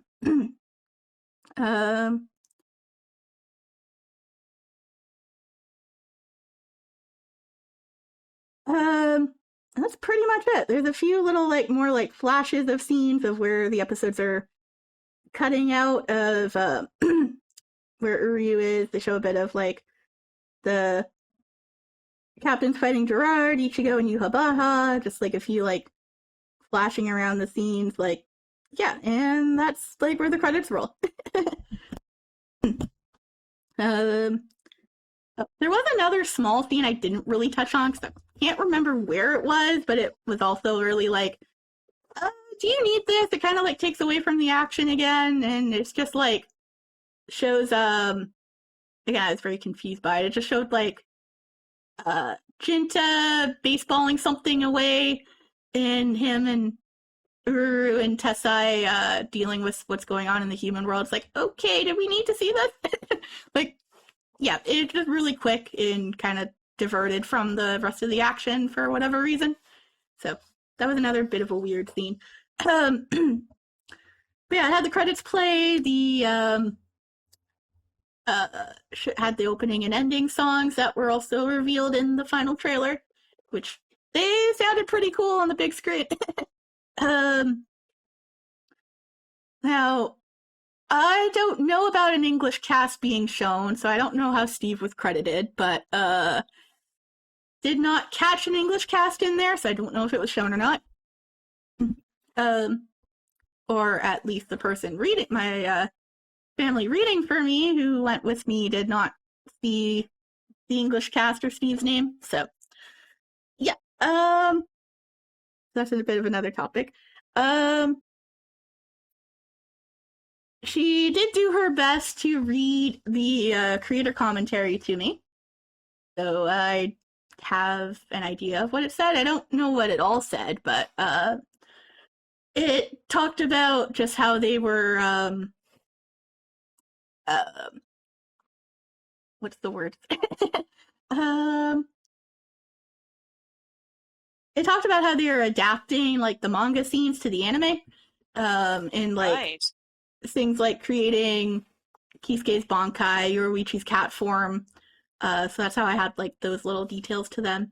It also mentioned Yugram's new form, which I didn't really talk about in there, but I think it was shown, but I couldn't really see much of him because he was so black. It was probably when he talked about the black. Black being the color of chaos and the Soul King. I think it was probably there where he activated it, but I could not see that like at all. It was too dark for me. But the creators talked about how with Uryu having his new form of Wolfdown Deech that was not in the manga, they wanted to give Yugram an equally powerful form that could stand up against Uryu's new powers, since like kind of go along with their fight in the manga, or like step it up from the fight in the manga. That wasn't really shown, but since Uryu's powered up, Yugram needed a power up as well. And at first they thought about giving him like a Wolfdown Deech of his own, but then like, oh wait, he can't actually absorb Reishi, so he wouldn't have one. So what can we give him instead? And like, okay, like we have this dark form. And like at first like Kubo wasn't really like keen on what like the animators gave him, or the director or whatever, the other guys who were talking in the commentary. I don't remember them exactly, but Kubo wasn't really keen on what they were giving him, so he's like, can I just like storyboard this myself and like show you what I would do? And like, oh yes, like we'd be honored to have like you actually storyboarding stuff for us. And he was like, well, okay, I just wanted to like make sure I wasn't like stepping on your toes by like taking over the storyboards and all that. But they were like appreciative of having him do the storyboards to be able to follow his art and stuff. So he put together this dark, more gruesome, horrific form for Yugram to go to like contrast his more base heavenly form of being like the Yuhabaha's right hand, and giving him this distorted Soul King form of his own to go against Uryu, which was a very cool commentary on. You could almost argue it's darkness versus the light. Yes, they did comment about that a bit too. Yeah, they also talked about the stuff with Yoruichi and Kisuke, and yeah, it was good. So there's a little bit of the behind the scenes stuff for you guys too. Very cool. But of course, I just loved it. Sound design was amazing, as usual.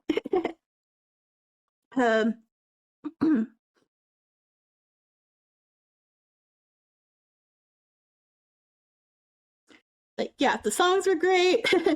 Of course, like, Steve was just on point. Like, oh man, I loved hearing Steve so much. So yeah, I guess that's it for the breakdown portion of this.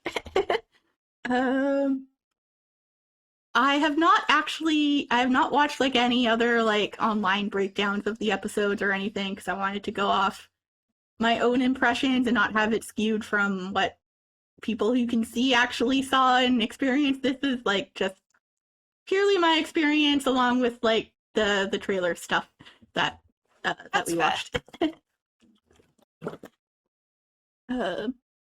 Oh, sorry.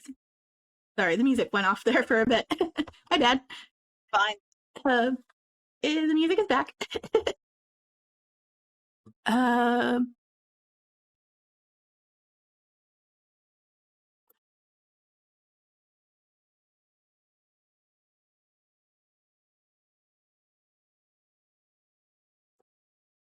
Yeah.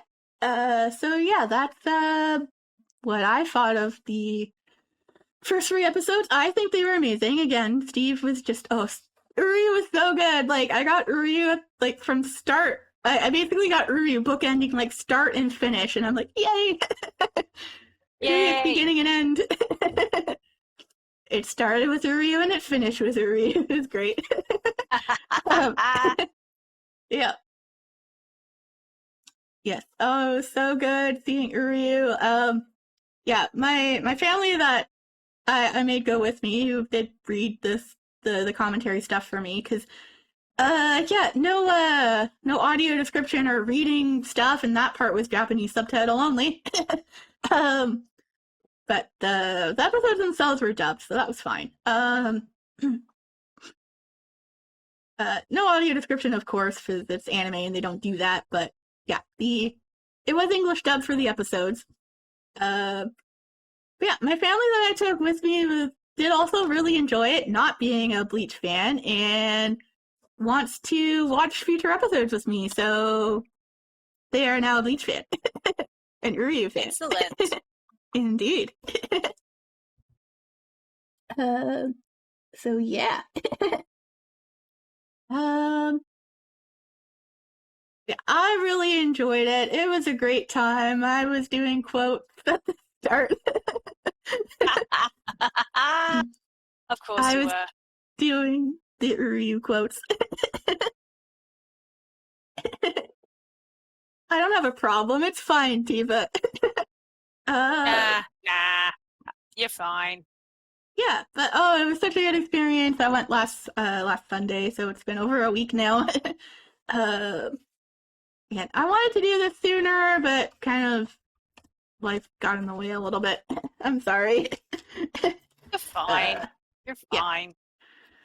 Yeah. So yeah, like, oh man, so good. You only saw the trailer, but do you have any like impressions you want to share of the trailers that you saw, since you haven't seen the episodes yet?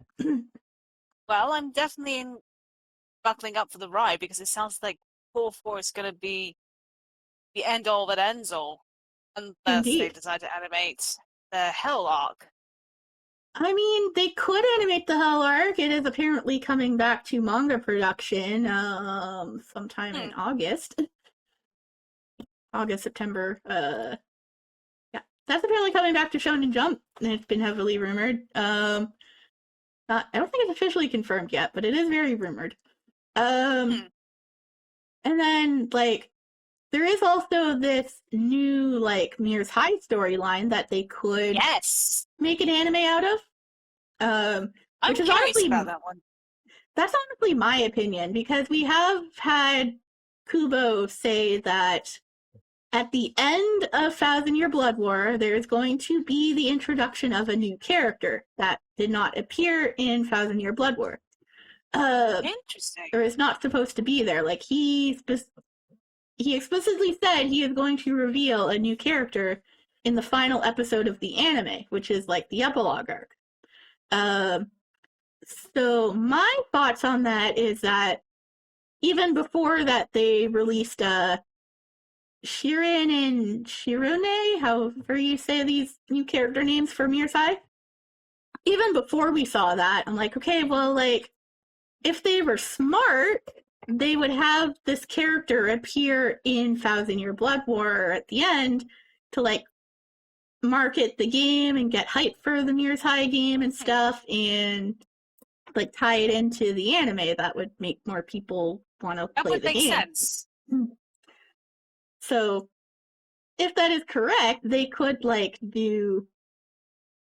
then, like, make an anime based on that if they bring in that character to the end of the anime, which is my opinion of what this new character will be.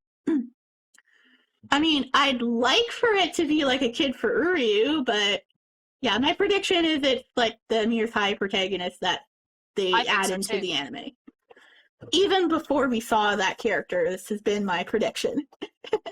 Since I was away, like, not wanting to do content this past week and needed a break and crash out and stuff, I have not been able to get out my predictions and stuff yet, but yeah, that is my prediction. I do have a lot of predictions and stuff I'd like to go over that we could talk about. Okay. Do you still have a bit of time if you want to continue? I got a bit of time. Yeah, we have a bit of time. We do have to get to a D&D game later today, which it's gonna be fun. Tifa is running it as the DM. I am. Yes. This will be game session 4? Free. 3 or 4? It would be free. Or maybe it's 4. I thought it was free. It's 4. It's 4. Okay, fair enough. Oh yeah, we're at 102 subs now. Look at us go. Oh shoot. Thank you for subbing, everyone. You know what? Let's get some superstars in the chat. Okay. Exclamation mark superstar.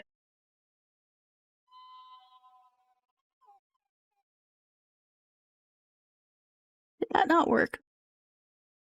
There we go. There it goes. It's just slow. All the stars.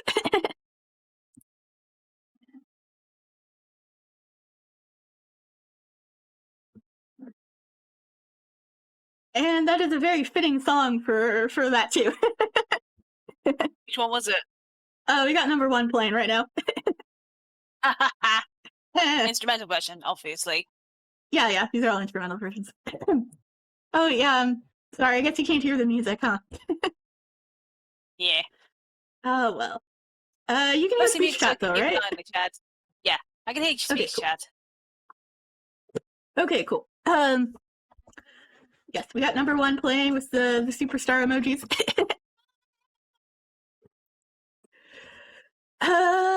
Yeah.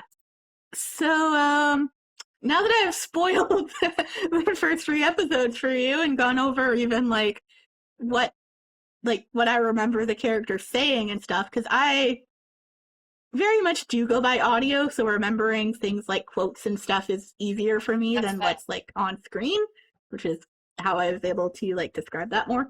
It just sticks out more in my memory since that's what I rely on is sound. So yeah, now that I've spoiled the episodes and what they say and stuff for you, now what do you think? I'm excited. Oh, good. I'm glad.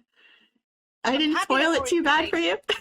Well, I know at least I've seen some stuff about the manga, so I think that's fair. I'm preparing the animated version now. Yeah, Yugram and Hiru's fight is all new content because he didn't have a Volston Beach in the anime. He did not. And, the manga, no, he didn't. Yeah, and it seems like we're going to be getting a lot more original content that they haven't really shown us through the trailers and stuff. Because apparently there is the amount of 6 episodes worth of original content, which is half the season. So we're just the tip of the iceberg with Uri's fight that we've seen so far.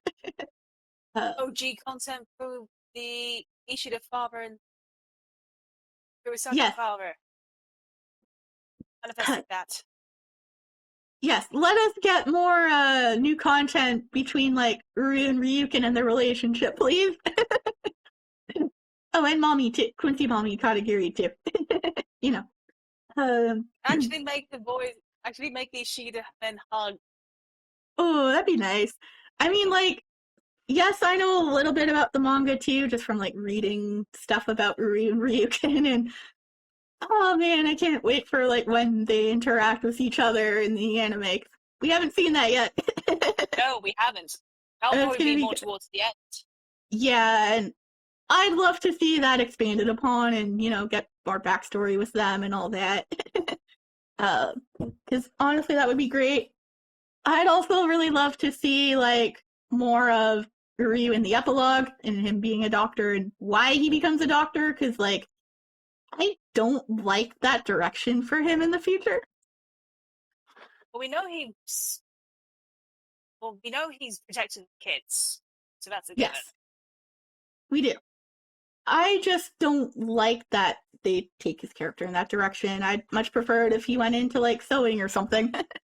But maybe they'll give us a reason why he chose to go to pediatrics. There has to be a reason why he decided to become a doctor. Yes, and I would very much love to see, like, how they expand on that in the anime and give Uri more screen time, because he deserves it. And Steve deserves it. I wonder if meeting... Can you move, like, closer to your mic? You're kind of quiet.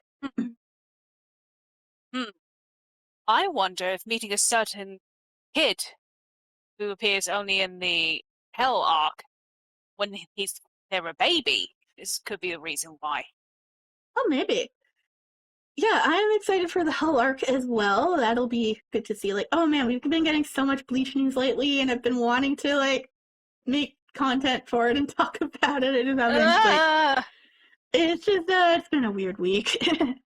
I'm not going to talk about that now, though. Yeah. I'm not going to talk about it on stream, but it's been a rough week. Yeah. That's fine. Yeah. Maybe I'll talk about it later, but not here, not right now. That's fine. On an unrelated note, Happy Disability Pride Month. Oh, yes, thank you. I kicked it off by going to watch Jesus Christ Superstar on stage yesterday. That was described with audio description and also had options for deaf for, accommodating disabilities. Very cool. Was awesome. Very cool. It was very cool. That music was great live. Like, I'm not Christian anymore, but I do still enjoy that as an amazing show. Like, movie and stuff. It's a good time. It was a good time. Didn't see a lot of that either, just from where we were sitting, but the description helped. And yeah, the music was so good. Like, all the actors, like, sounded like they should and hit the notes, and it was great. Yeah. That music was wild live. I'm not surprised. Yeah, it was a great time. Yeah, so I was doing that yesterday. Not next week, but the week after next week, I will be using this and other cosplays at convention during Tifa's birthday.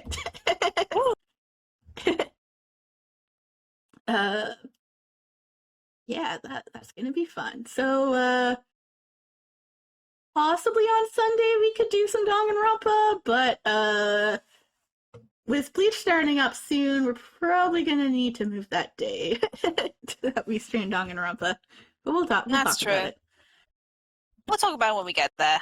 Got about a month or so before it starts. Well, from what I've seen so far, the release date is for July 25th, which is a Saturday. It's gonna air on Saturdays. Yeah. Though that seems to be right now just the Japanese version, which is a little unfortunate. Yeah. So we will still have to wait another month for the English to come out. I know, it's rough.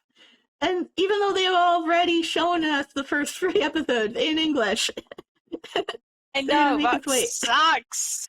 Yeah, like, they could just do them at the same time and then start dubbing episode 4 now, because, like, yeah, it does take a little more time to dub the episodes, but they, like, have episodes 1, 2, and 3 done.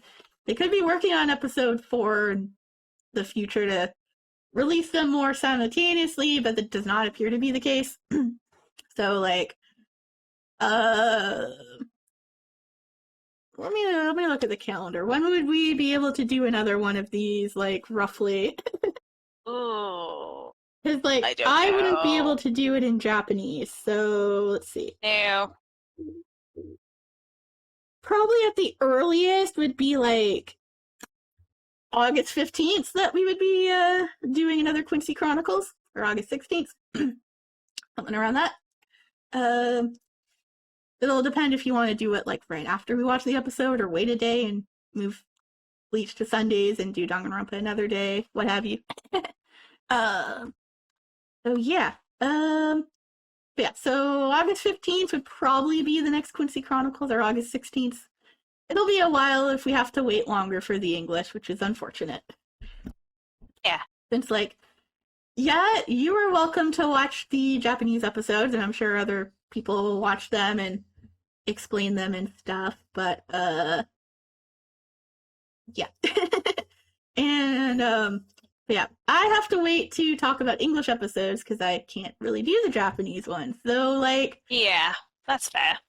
I did watch the first 3 in English already, so I could probably watch those in Japanese when they come out. Since, like, if we did a Quincy Chronicles again on the 16th, that would be episode 1, not episode 4. For me to get new episodes, I'm gonna have to wait till, like, September. It's gonna be rough. Yeah. Oof. It's rough. It is so rough, but oh, I'm so excited. So excited. Yeah, it's kind of a pain to, like, have to avoid the Japanese spoilers and stuff, because, like, before it comes to English, like, it'll show, like, Ryu and the Japanese stuff. But yeah. Oh well, it's fine. Yeah, so we're back for Quincy Chronicles. It's good to have this back after, like, a year of no cour free, though we were doing, like, breaking down some of the original Bleach episodes, as well as, like, for 1 and 2, so we did, like, a bit of that in the interim for a while, before I got distracted with, like, actual streaming and playing Danganronpa and stuff, because, like, we did the Quincy Chronicles before, like, just as videos, before I even started streaming. It's been, like... Yeah. Over a year, like, 2 years, roughly. Yeah, I think you're right. Yeah. So yeah, we are upgraded and streaming these things now. Look at us go. Woo! Yeah! Streaming! We're doing live Quincy Chronicles. For all you guys to enjoy. Hopefully you like it and that you like the Ryukin look for this. I don't know. Do you like the Ryukin look for this? Should I keep it going for more, or should I do the Uryu look next time? I think you look good. Yeah. But I don't mind whichever way you want to do it. Okay, fair enough. I mean, I can keep insulting your Ishin when we do another one of these. Ooh. Oh, that butchered you. Drink. What did I do? You exist and you make me sick. Oh, don't be so mean. You know, we should probably do some more fan dubs, like, redo fan dubs soon, because, like, yeah. Like, my Ryukin and Uryu have been perfecting them, and they're way better than when we started these. Plus, like, your Ishin and Ichigo are, like, better too, you know? Thank you. Yeah. To be honest, I don't hear that much of a difference between them. Like, I try to make more... To me, not they much just of a don't difference sound... between what? Between Ishin and Ichigo. They sound kind of similar, but I do try to deepen my voice a little bit as Ishin. Oh, that's fair, that's fair. Very fair. I mean, I go kind of similar for Uru and Ryukin now as well. But you do, like, I have that noticed... rough tone. Yeah. I have noticed you tend to use a more huskier voice when you use Uryu now because of Steve. Yes, I have improved my Uryu voice. Hopefully it sounds good. Yeah. Yeah. Let's see. We have been talking a while. We could wrap it up, or we could talk about Brave Souls a little bit. I mean, we could. We could talk about it a bit, or we could save it for another time. That's true. That's true. I mean, I could also, like, pull up Brave Souls and we talk about it if you would like to talk about it. We could talk about it a little bit. Or we could just How end about- it here because we are getting into time soon, probably. Oh, that's true. That is true. We can save it for another conversation then. In that Indeed. case. What does chat say? At Kaito no Limitopical said, do you know Chad aka Asudara Sato? There is theory actually mix Quincy and hollow left arm, pretty sure not pure Quincy blood. Yes, there's a theory. It is an interesting theory. I have not heard of that. But very interesting. But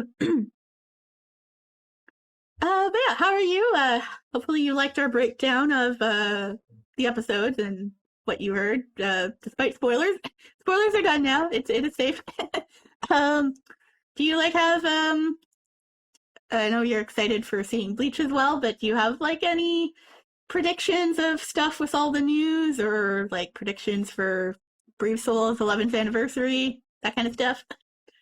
I'm thinking that this new anniversary characters, I'm thinking it's probably Yuhabaha and Aizen, because there's an important battle taking place then. Okay, well, if you want to talk about it, my prediction would be Yuhabaha and Uryu. We'll see. Maybe they get maybe they'll get similar looks to. I'm hoping they get similar looks to Rukia and Ichigo in 10th anniversary look. Yes, the consensus is Aizen and Yuhabaha, but there's gonna be soul ascension and villains and all that. But Aizen is getting a lot of characters soon. I mean, Uryu's probably getting characters soon too, but At Kaito no Limitopical said, Aizen I think.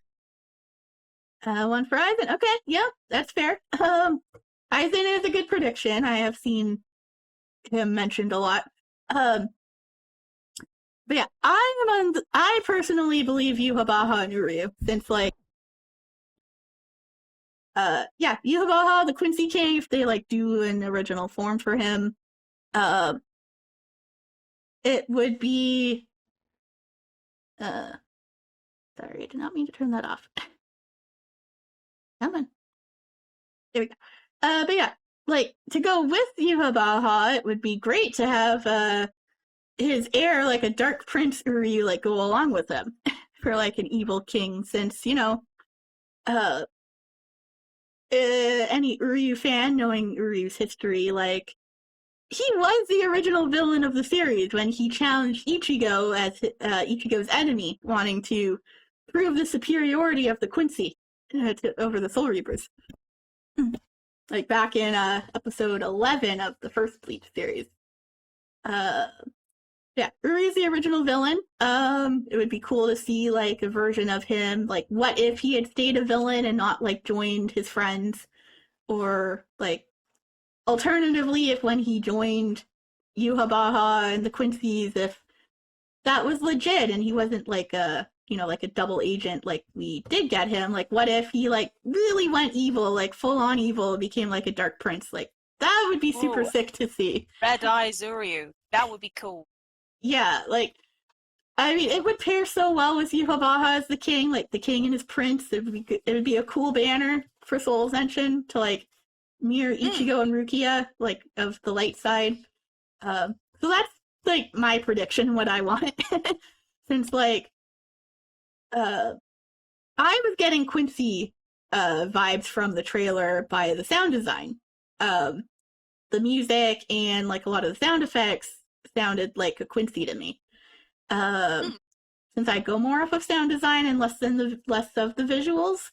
Though for what I could see, the logo kind of looked like it was being shot in as a Quincy arrow, the 11th anniversary logo. So again, I was getting Quincy from that trailer.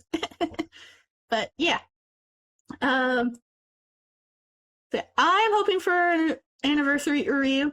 We got him last year for 1,000-Year Blood War Volston Beach part of the anniversary, but that was a Brave Battle character and it was disappointing, though he is a great unit. The making him a Brave Battle unit was just such a gut punch when we found that out. he is a great unit, and I was able to make head captain once with him, but after I got him, but or at least on my main account. My alt account's not quite there yet, but yeah, oh man. And even we do have a good strong attack Ryu now. Even he was not treated as well as he could be because he was given Frenzy 2, no Poise Break, no superior strong attack. They did not be very kind to the Ryu units. Still a functioning good unit, and it's still pretty strong and powerful for ranged Soul Reaper Guild Quest, but they could have made Uryu better, but no, he got the Frenzy 2 treatment like Shunsui. Oof.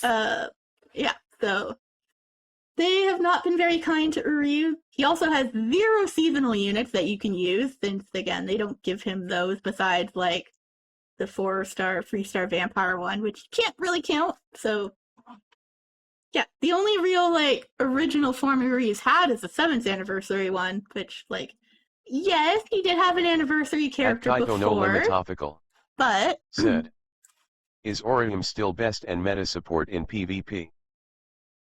Yeah, Uryu's still the best lead for Uryu's still the best for Brave Battles PvP. And he is an amazing unit. It was just and I do love him as that unit, but it was just why did they make him the it was still a gut punch, even though I'm okay with it now because he's really good, but it was still a real gut punch blindside that they did that for Uryu's first full stun Beach unit, because it was so we wanted it so bad. We were Uryu fans. It was just yeah, it was just oh man. It was heartbreaking when we discovered how they created the unit, but it is still a good unit. It's just basically probably even though he again, he's a good unit, he changed Brave Battles and he's super OP there, and he's still good outside of Brave Battles. For us, Uryu being treated that way, even though it turned out okay and he's fine, the reveal of that would be probably if say Ichigo or Aizen was made a Brave Battle unit, despite being super good and broken, just that reaction to them being made a Brave Battle unit, if they were to be. That's the feeling for us with Uryu, just to put it into perspective. But yeah, his strong attack one is good, but it's not as good as it could be. And Uryu wasn't even really the lead of that banner. It was the normal attack True Shikai Ichigo that was more marketed than Uryu was, even though he was supposed to be the main of that banner. Which I did predict as well, because I'm good at predicting. I've been predicting banners. I've just been a little iffy on timing. If you follow other Bleach Brave Souls YouTubers like Aaron Arrow or Death Smasher or whatever, I have been predicting the last few banners in their comments to videos and stuff. So yeah, we're partially predicting them anyway. Yeah, good for getting Bleach news through those guys.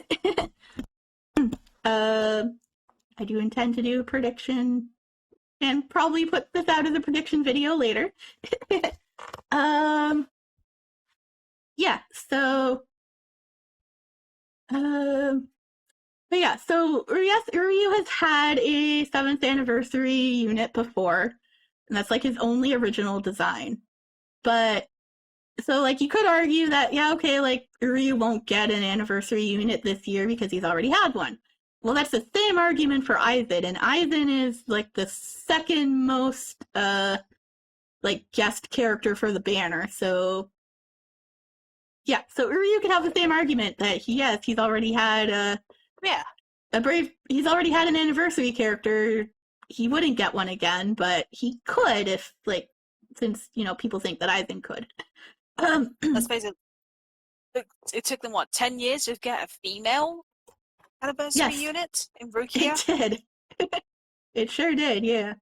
Yeah, I just wanted Ryu for the anniversary. Yes, we did get him last year, for 10th anniversary, like part 2 with the Volston Beach form. But he deserves another, like, he deserves a really OP, like, original form. It's like, yeah, the 7th anniversary form is really cool and good, but it's like, it's Uryu as if he was like, with more like Ichigo's powers and he uses a sword there and stuff. We don't actually have like a ranged original unit of Uryu using his bow and whatnot, so, you know. Full Ascension Dark Prince Uryu is what I am predicting and want, along with the like evil Soul King Yuhabaha. So yeah, like I'm on like the Yuhabaha side for the anniversary. Yeah, so those are my predictions. Tifa, do you have a prediction? I'm still gonna go with either Yuhabaha and Aizen, but if Uryu gets another anniversary unit, I will be very happy. Yes, and I like believe that if we don't get Uryu as one of like the new Full Ascension forms, like part 1, I think we could get him in part 2 for like a Cour 4 character, possibly. We'd probably get Ugram before we get Uryu, since Ugram does have an actual like new canon form. So that should be issuing for one of the free Cour 4 characters we're gonna get. And I would personally love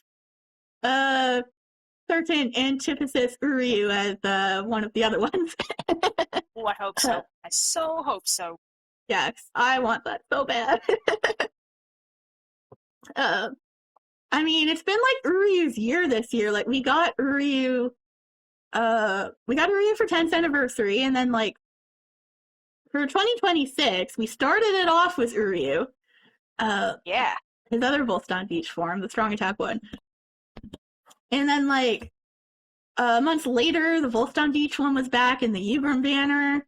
And then they were like releasing, like, we have reruns of a bunch of other like banners with Uryu.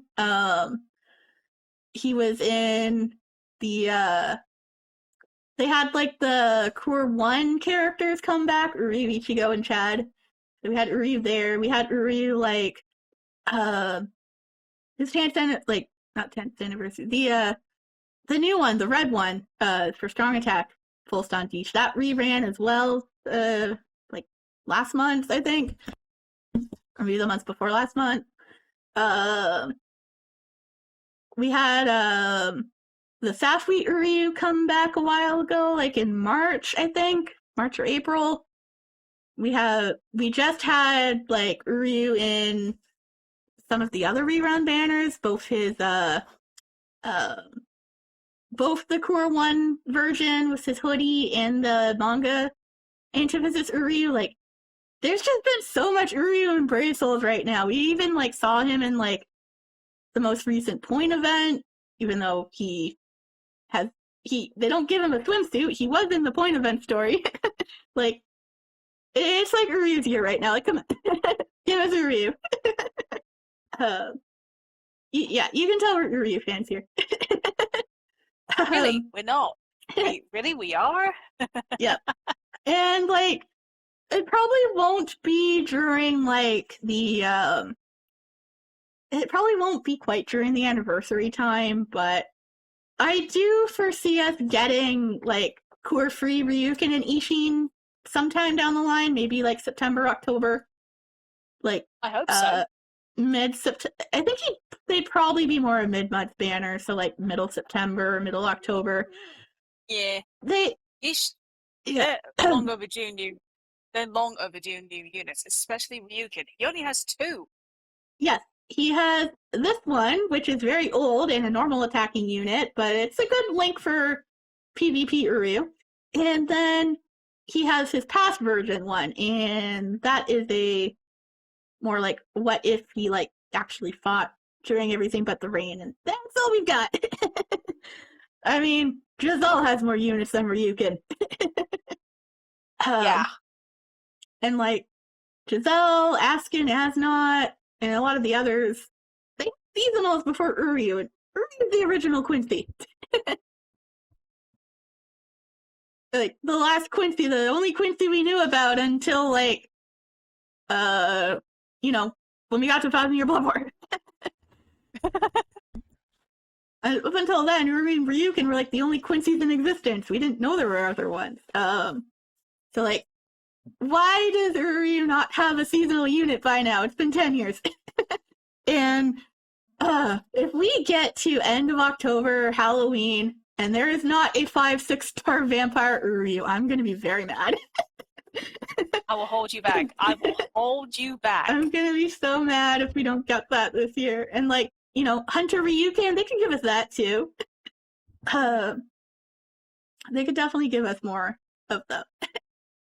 But I do think we could get Ryukin maybe middle September, mid-October, something around there, Ryukin Ishin. Or, like, maybe Ryukin could be alongside a cour for Uryu, like a cour free Ryukin, like something like that. But My father's son moments. Ooh. But I do foresee us getting a cour free Ryukin soon, since he is, like, different in, like, the full Quincy garb, with, like, the cape and stuff, and his, like, older look instead of, like, with this hairstyle instead of, like, the when he's young. And they have, like, a zombie Rangiku who did nothing, so Ryukin, who hasn't done anything yet, but has a new look to him with the full Quincy attire, they could totally make that a unit. I know. Before. Yeah. Or a cour for Ryukin would be great too. Intent. Nudge, wink, wink. Say no more. Yeah, you know, if you're listening, Caleb, like, yeah, you've been making really cool changes to Brave Souls and stuff, but more, give us more Uri and Ryukin, please. I am once again begging for Ryukin units.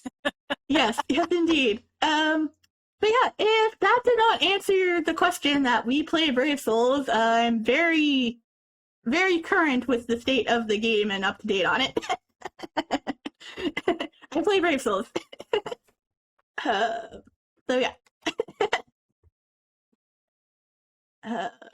Which I'm not checking right now, but I will keep an eye out for friend requests on there.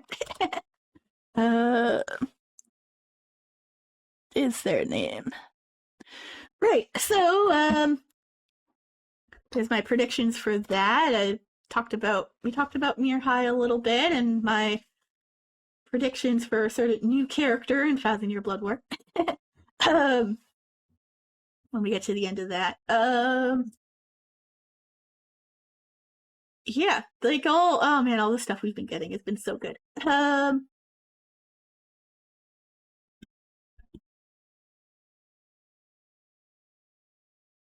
Yeah, and oh man, going to theaters to see Bleach, that was amazing.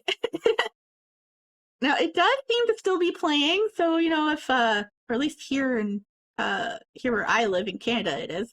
I probably can't make it feasible to go again, even though I'd like to, but yeah, if you do want to go and haven't seen it, you can see if it's still playing, because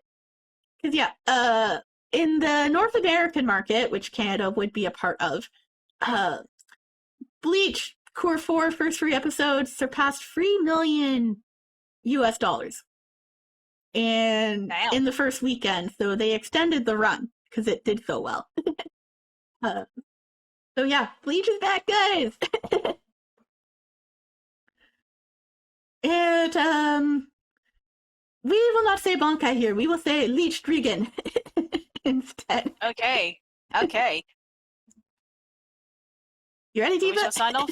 I'm ready. Well, we're not going to sign off quite yet, but we can still say it. Yeah. Ready? Ready. Say it with us, guys, in the chat. Leached Regan. Leech Reagan. Let's go. Whatever Ryu's moves. Or the Japanese version, League to Reagan. Indeed. Yeah. I mean, yes, you could say Bankai if you want. We're just more Team Quincy than Team Soul Reaper. Well, it's time for tradition for me, so I gotta do it. Yes, you do. One. Hey. Awesome job, Tifa. Yes, you are a resident Ichigo for 1v2 fan dubbing over on your channel. Steve Prince actually do a Bankai at one point. That is true. I have heard him do it before. Not in person, but I've seen it in like stuff, like interviews and stuff. Yeah. At Stream Elements said. Yeah. Simon says, check out TipTipB for more that we do together. https://www.youtube.com/@tiffnrir09. Yeah. No, I don't dislike Soul Reapers. I just prefer Quincy's. Like, Byakuya and Rukia are also my favorite characters. Probably can't pull it over right now, but I do have a Rukia figure up there with the Ryus. I probably can't really see my figures at this angle, but yeah. There are a lot of Ryu figures, but I also have Rukia, and I have an Orihime Funko as well as all the Ryus. There's a lot of Ryus, so I have a little bit of Ryukin stuff. And I also have a Ryu poster on my door that Melozard drew. Yeah. Who also sent me the cute Ryu plushies. Like, just look at him. Look at how He's so cute cute. this is.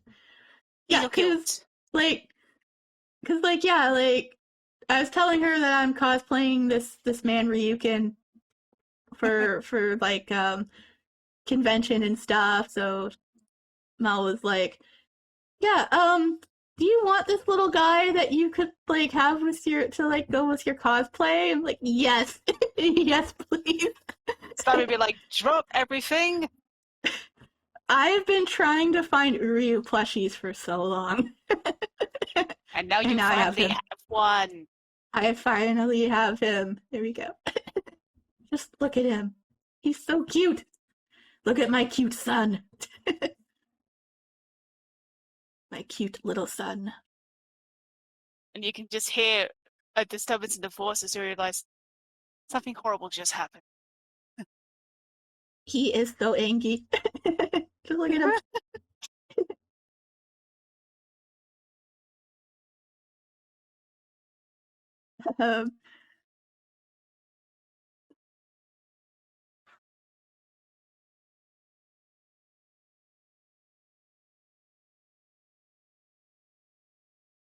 Yeah, but there are no more Quincy's in existence besides us.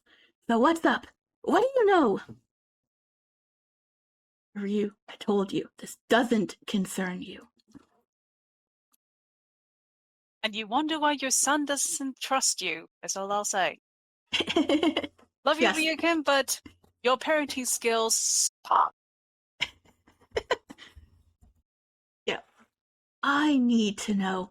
I have a right to know.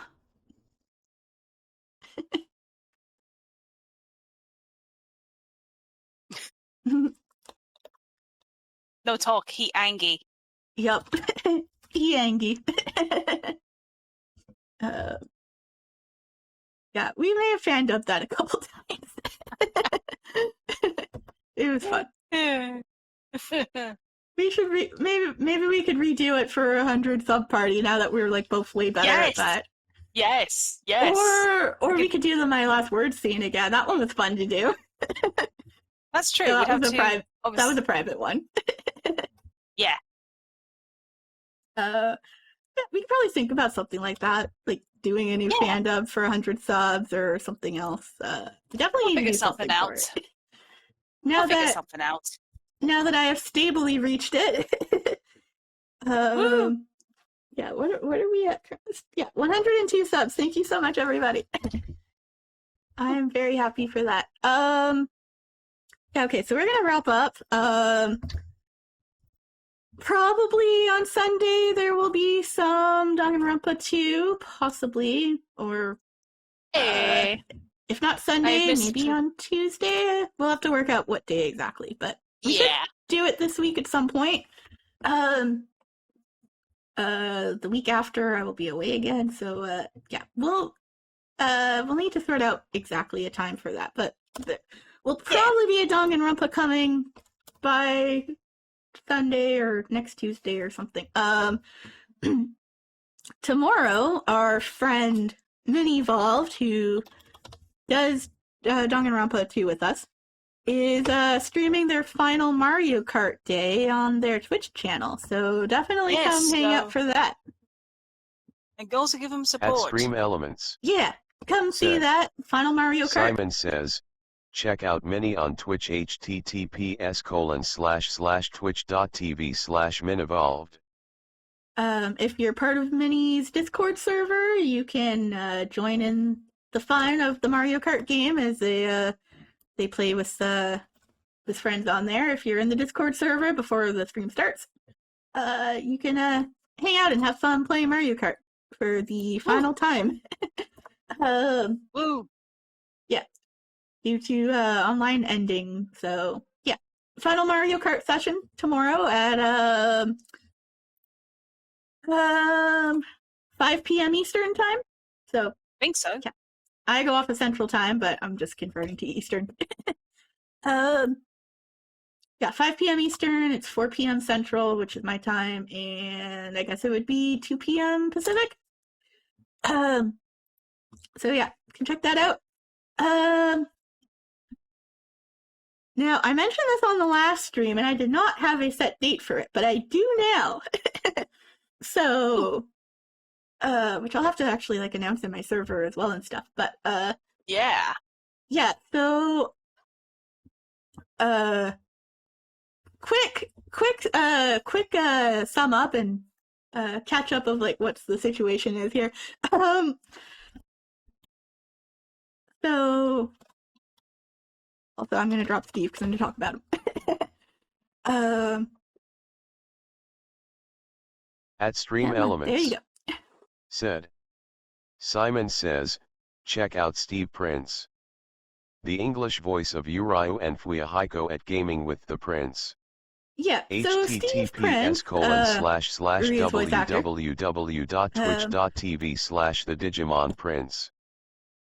Yeah, so Steve Prince, Uri's voice actor, did some work on an audiobook called Simon Says. I did not bring it over here, but I had him sign it, and it's amazing. It's very good if you like cop procedural, kind of futuristic stuff, but yeah, so he narrated the audiobook. I did ask him a little bit about it in the interview I did with him. But on August 5th, I'm going to be interviewing Brian Thomas Smith, the author of the Simon Says book. So, yeah, I should announce that now. like fully announce that now. So, yeah, if you have questions, you can probably send them in to me on Discord or whatever. I need to put a better announcement out for that. But yes, August 5th. What day of the week is that again? August 5th. That would be a Wednesday. A Wednesday, yes. So, yeah, Wednesday, August 5th, I will be interviewing the author of the book. I believe it'll be at 1 p.m. Central time. So that's what we agreed on. I need to check my notes again, but excuse me. Yeah, because I needed time to do it before D&D that day. So yeah, August 5th at 1 p.m. Central will be a interview with a best-selling author. Look at me go. Woo! Oh man, I did not expect to be this far, to have come so far, you know? Yeah, so that's what's happening with the channel. Of course there will be more Bleach stuff, for Brave Soul's anniversary and all that fun goodness. There may also be something around my birthday. I don't know if I can do something on the specific day. Just because we have other stuff going on that day. Tifa running D&D probably, and among other things, with our community. Yes, we will soon find out. And my birthday will be a Monday. So yeah, I'll probably do something around it. Just don't know. Probably won't do something on the actual day. We'll see what happens. Also, I will be at convention on Tifa's birthday, so we won't be able to do something then. But maybe we can talk about getting something on your channel or whatever by then that we can put out for you. We'll talk about it. We'll figure something out. Because we do have a fan dub to do. Yes, we do. Yeah, so there's all the channel news of stuff coming up. I do have some ideas for 100 sub party that will happen sometime soon. Just June and July has been so crazy. Get hype! Get hype! Yes, Bleach hype, let's go! And we have number 1 playing again. Pew pew pew pew pew! The Bleach anthem, let's go! Okay. The ultimate get hype music of Bleach. Well, I did not write a outro script, but shall we wrap this up, Ishin? As long as you don't fire an arrow at me. Do you really want me to fire an arrow at you? No. Do I have to throw these Uryus at you? To your sweet baby boy? What kind of father are you? I'm a good father. I'm a better one than you are.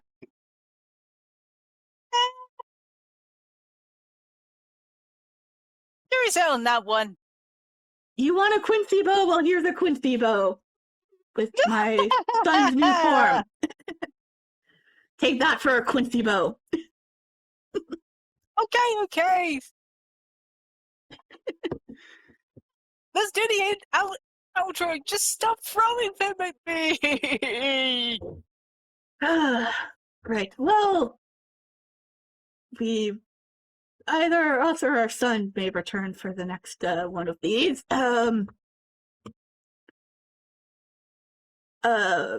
Suppose do the things that you would do on this kind of platform, like subscribe and those things. But as you know, I'm fine. I may be old, but I'm in with the modern technology and the modern crowd, and doing these evolved Quincy Chronicles from the Quincy Encyclopedia on online and on computer and all that now. I'm you know, modern and informed. I'm not that old. In other words, you needed to get Uryu's help to figure out how to do it, right? Kurosaki! I did not need to get my son's help with this. I figured out how to use the computer on my own. You know, that's a lie, Ryukin. It's a lie. He didn't know what he was doing. Fiona and I had to help him out. Aw, that's sweet. Good had your baby boy help him out. He did not help me. Dad, just stop. Yeah, maybe we really do need to take this over, Ichigo. Hate to say it, but I agree with you. I'm gonna go smack some sense to my dad. And if that still doesn't work, you'll still smack sense into him and hit him either way. Bingo. Yeah, That was a mean swing, my son! We're taking over Quincy Chronicles next time. We'll be back. We'll be back and do this way better than Ryukin and Ichigo's dad. We'll see you guys around, I guess. That's enough out of you, son. You need to stop this foolishness and stop trying to be a Quincy. We will talk later once I see you in the Varvelt. We'll talk too! We'll have a father-son talk and sort this out properly.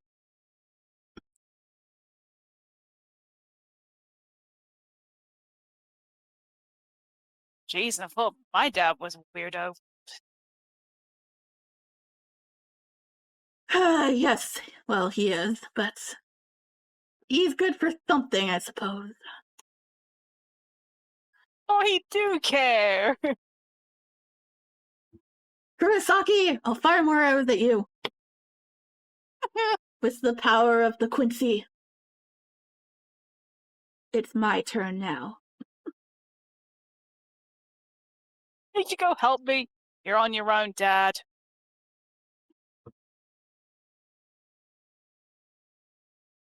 Yes, we shall be around again another time for the next Quincy Chronicles. That is, again, the recreation of Quincy Encyclopedia, just in a more modern age and format. And come back to the next one to see what my colleague here thinks of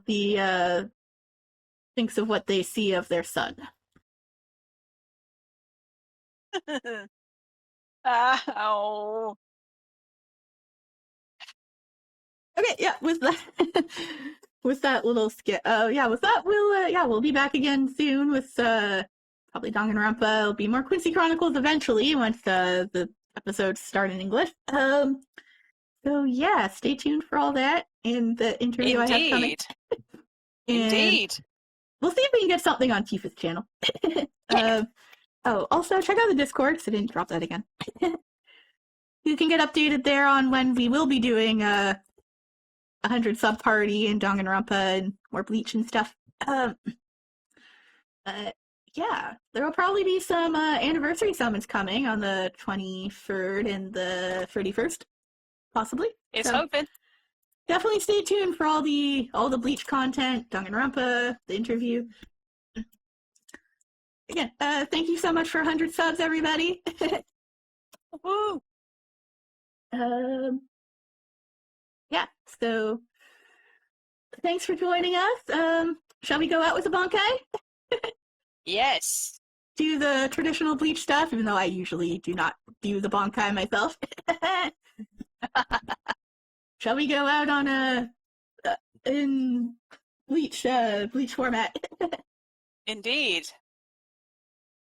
Okay, where's the button I need to click? There it is. Okay. Are you ready? Is everybody in chat ready? I don't actually have a thing for emoji thing for Bankai. Maybe I should make one.